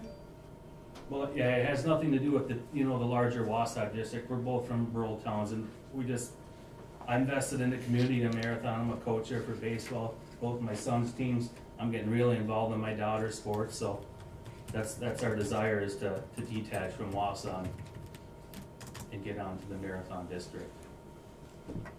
So thanks for allowing me to speak. If you have any questions for me. Well, we first do the opponents. and Okay, then I'm go sorry. into that. Okay, so the next is for the opponents, if they have anything to add. Sure, I'll take a shot at capturing the fiscal impact of such a detachment, and in doing that, I want to first acknowledge several things. I want to, number one, acknowledge that although Wausau is a very high-quality school district, I'm very familiar with education that goes on in Marathon as well. I taught there for 20 years, coached there for 20 years as well, and it's a high-quality school district. With that said, there is also a mechanism in place for open enrollment. It may not be perfect, it may not be ideal, but there's already a mechanism in place for a student or a family to live in one district and attend another district. That's been in place for quite a while. It's working quite well in some places, might not be ideal again. Also want to acknowledge that it would create an island for the Marathon School District. The Wausau School District would be continuous. It would have a hole in it, but it would be continuous. There aren't a lot of places in the state of Wisconsin where that happens. Oddly enough, one area right down the road in Colby, it happens. Where north of Colby, or north of Abbotsford, is the Colby School District, then a big gap in Abbotsford, and then south of Abbotsford is Colby. But aside from that, I can't think of another place in Wisconsin where there's this isolated gap in the middle of a district. It's also for me to acknowledge that the Marathon School District right now has a mill rate of $10.38. The Wausau School District has a mill rate of $11. From time to time, that switches. Wausau's higher than Marathon, Marathon's higher than Wausau, depending on referendum cycle, depending on some other things, and detachments could create a situation where if you live on the boundary, you detach to the lower taxing school district. And then you could perhaps detach back to the lower rate school district again. With all of that said, in my effort to capture the fiscal impact, I put something in board book, and this document in board book, first of all, on top makes an assumption that there are no students involved. If there are no students involved, we've got approximately $200,000 in value, and I picked $200,000 because the assessed rate is below $200,000, the fair market value is above $200,000. So I picked $200,000 because it's real easy to interpolate. You could use the same argument for $300,000, $400,000, or $500,000. Since our revenue limit uses the previous year revenue limit and the number of students, the amount of property value in our district is not impacted. If, again, top assumption, no students are moving. So the amount of revenue that we would have to spend on all the different things with the top assumption wouldn't change. What would change is how widely we distribute our tax levy. So instead of distributing our tax levy to everybody in the district as it stands right now, we would distribute our tax levy to everybody in the district minus this $200,000 of value. It would take approximately $2,200 and redistribute it to the rest of the district. Does that make sense? If no students are involved. If students are involved, there are two issues. Considering their open enrollment, let's use the argument if one student is involved, and then you can interpolate whatever you need to do. Open enrollment comes with an expense. When students that live in the Wausau School District open enroll elsewhere, we pay that open enrolled district a per pupil amount. This year is $7,379. We don't send that check to Marathon. The state of Wisconsin shorts us our last aid payment. It goes to Madison, then it comes back to Marathon. That's how Marathon gets funded for that open enrollment student. So if we lost an open enrollment student, we would lose an expense of $7,379. So far that's looking like it works out pretty well. But since that student is living in our district, we count that student for revenue limit purposes. We count that student for aid purposes. So we would also lose revenue. In the first year of losing that student, because of the 3-year rolling average, we would lose a third of that revenue. So the first year, you lose $7,000, I'm rounding off just to keep things moving, lose $7,000 of expenses, lose $3,000 of revenue. Second year, lose a little bit more in expenses. I upped it as an index of 2% every year. Not to say that's going to happen, but we do know it's going to change. Lose $7,000 in expenses, lose $7,000 in revenue. By the third year, lose $7,000 in expenses, lose $10,000 in revenue.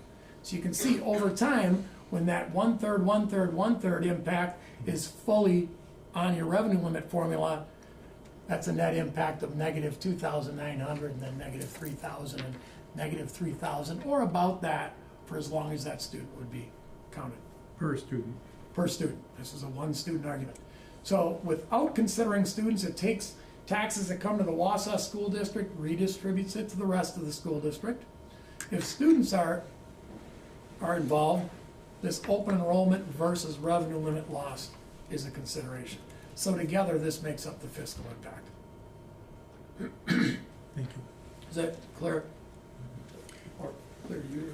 Well, the next thing is for the proponents to come back and to question or challenge or ask for further clarifications on what you've had to say, and then for the opponents to do the same back the other way, and then the board has its deliberations, at which time we can ask questions of either of you. One thing, Bob, would it be, since it's an open meeting, could I have a copy of that, just so I could write notes down after the meeting? This is in board book. Oh, it is? You can Okay. access it. Yep. If you can't find it, give me an email, someone will send it to you. But if you go under district and then Board of Education agendas. I'll it's in find it, one. thank you. Yep. As far as that island parcel, that, it's correct, if you look on that packet that's in your agenda, it will create that small island. But your agenda packet has this map I produced, but it's not color coded. There are island parcels right adjacent to us in the Everest School District, so it does happen. I mean, it's not very common, the research I've done. I mean, as you can see, the Wausau and Marathon District up north and Stettin and Berlin are all, they're goofy. So they're based on years ago where the kids, their parents wanted to bring the kids. But there is an island parcel here in Mosinee, so I mean, it's not common, but I will say it does happen. And for us to do this, as you explained, the changing jurisdiction and taxing, it has zero to do with money for us. We're both working professionals, have great jobs here in the county, so it's more about, you know, sending the kids to Marathon where we want them to attend school, so. Thank you. Sure, as a rebuttal, point noted that DC Everest does have a hole in it. Now, if this isn't on board book now, we'll take it, and we'll also send it to you. I know it's not about money for this case, but it's a precedent.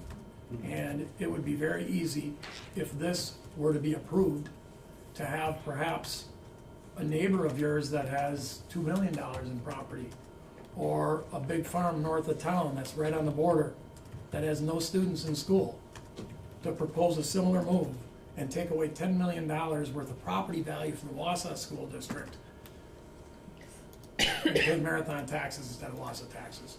I mean, that's the precedent that you're up against, and whether we realize it or not, if this is upheld, overturned, approved, not approved, it will be used as a precedent-setting move later on.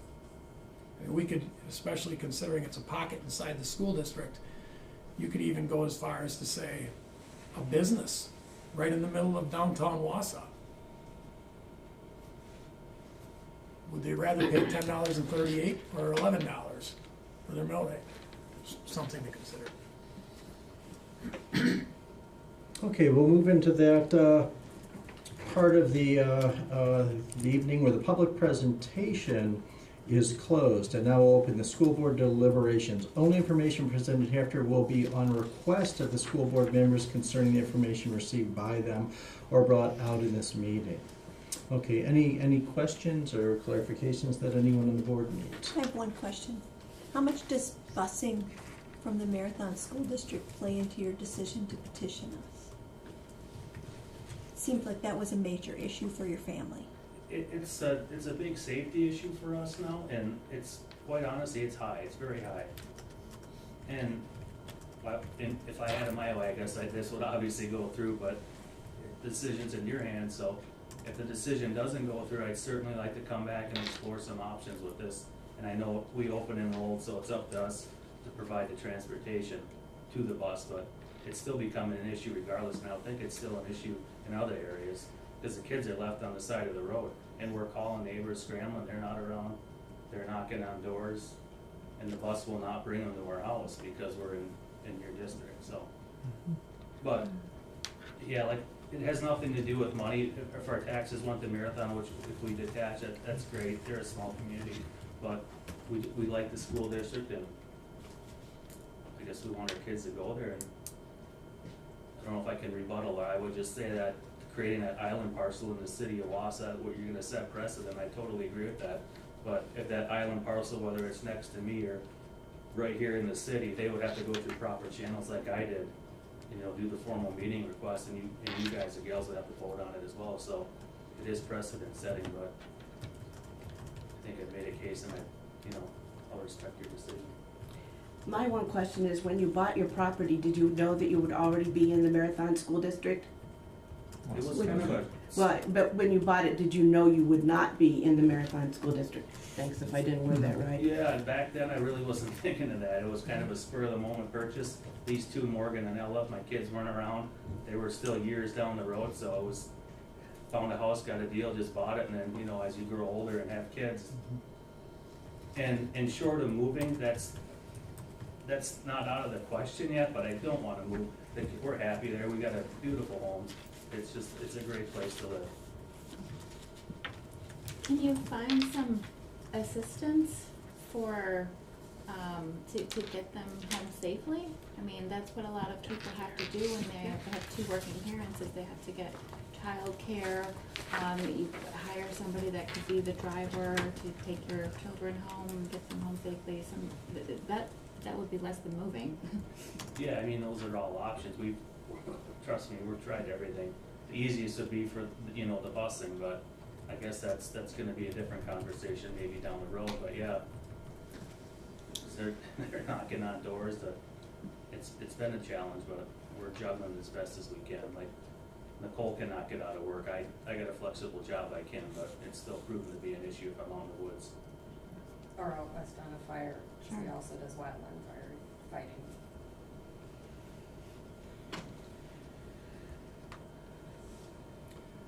All right, so Bob, just to make sure I understand, the first year out, we're at a net gain, but after that, we're at a net loss at an increasing rate.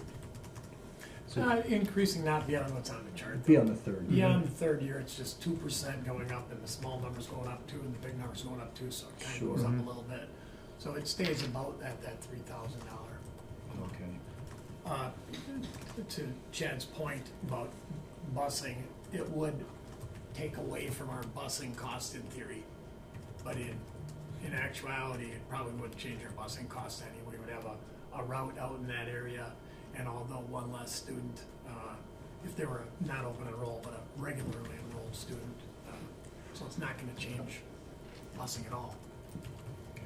And if the students were going to A Wausau our school district, they would have a yeah. bus today. Yeah.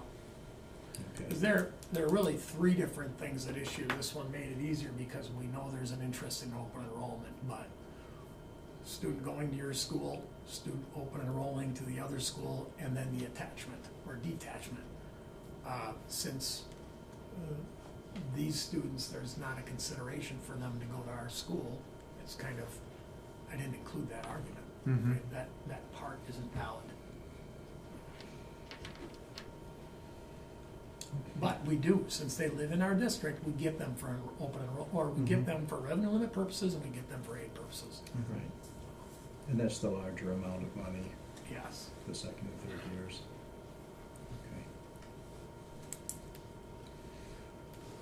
Okay. All right, so I am, if everybody is satisfied, I'm looking for a motion to approve. It would require a first and a second to go forward. Before- doing the Are we ballot? gonna discuss this at all? We are. Okay. I mean, right now we are. I mean, So that's why I this is asked if gonna you have end anything discussion. more. Well, I didn't know when the. Okay, sorry, I Jenny. just wanted to say, I was on the board when their superintendent came forward and asked the same question. And it was basically the same situation. It was a home inside the Wausau School District. And when he bought it, he did not realize it was not in the Marathon County School District. And the board at that time said no as well. So. And did once his the create property's an gone, island it's too? gone. I didn't mean to interrupt, Yes, Jane. I don't recall, I wasn't here. Yes. Would have recreated an It island. created an island, okay. Yes.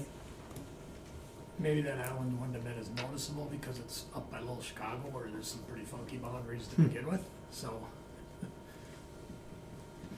I just think I think the argument you presented was very compelling. I think you did a great job considering the odds that are against you, frankly.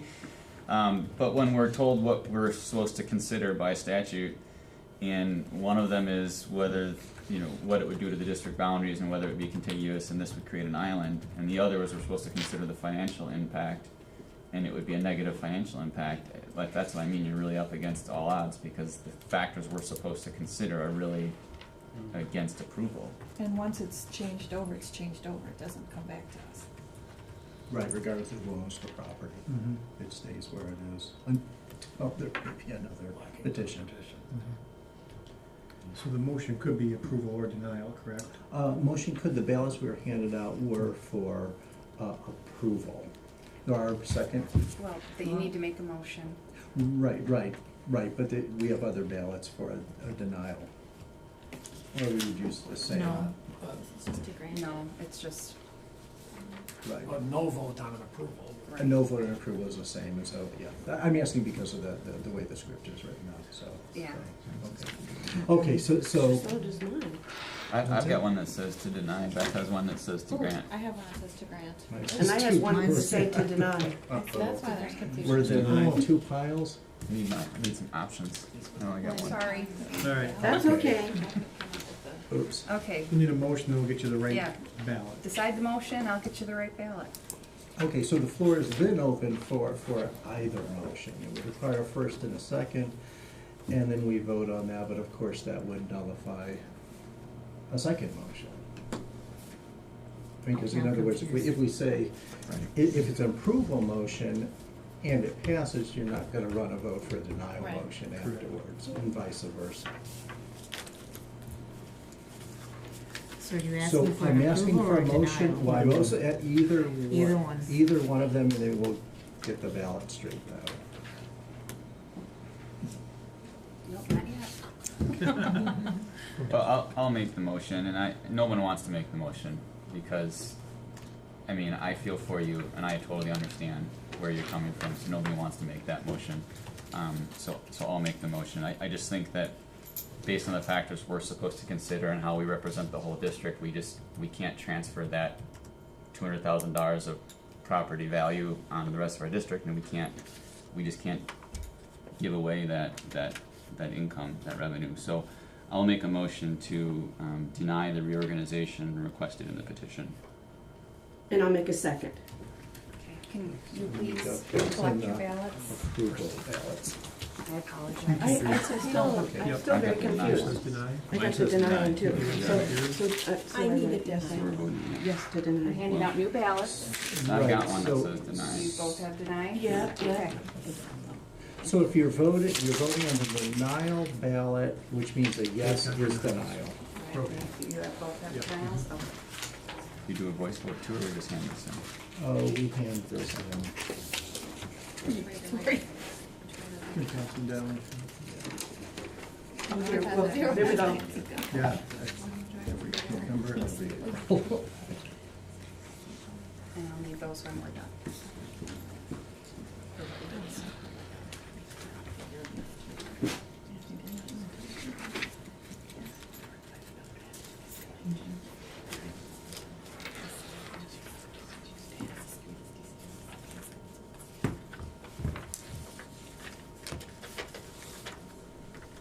Unanimous.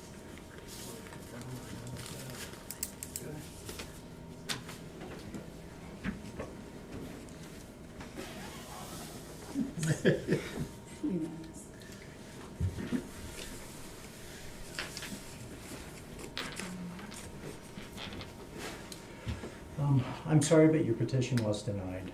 There is an appeals process, and if you would like help looking into that, I'm sure we could. Oh, I know. Okay. Okay. All right, thank you very much for coming, and I'm sorry you had to stand for such a long night. Long nights are unusual for us, but I understand that you were hoping for a different response, and that it's been quite a while. No, you're entrusted, you're voted on the board to make hard decisions like that. It seems like it was a financial issue more than the island issue. Well, I can't say because It's basically not it, just to be frank, yeah, it's a financial issue, correct? I wouldn't speak for everyone else, I'd speak for myself. For me, it's both. Yeah. You know, it's hard to say what you do if something was different. It would make a difference if it was finance neutral. It would make a difference if it was, you know, all contiguous.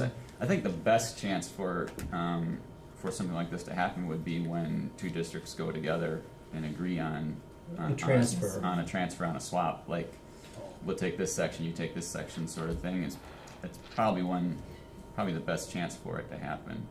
That still runs there's still the contiguous question. Then you'd have the contiguous question. But it certainly, then it would be revenue, if it were revenue neutral, that would clear that option up. And of course, the president is different. It's a president of a swap instead of a detachment. So both of those concerns could be met. But you're right, I mean, the finances part is a big part of it, because we're, you know, I just see myself as elected to represent the whole community, and it's like, can I make a decision that I know will negatively impact the rest of, you know, literally all of the rest of the taxpayers in the Wausau School District? And that's the part that I just couldn't get around. It's a stewardship duty, and it is hard to get around that one. Well, I respect that, I make hard decisions in my job, so. Thank you. Good All luck. right, thank you again. Good luck. Appreciate your commitment. Looking for a motion to adjourn. So moved. Second. All in favor, signify by saying aye. Aye. Thank you. I apologize Okay. about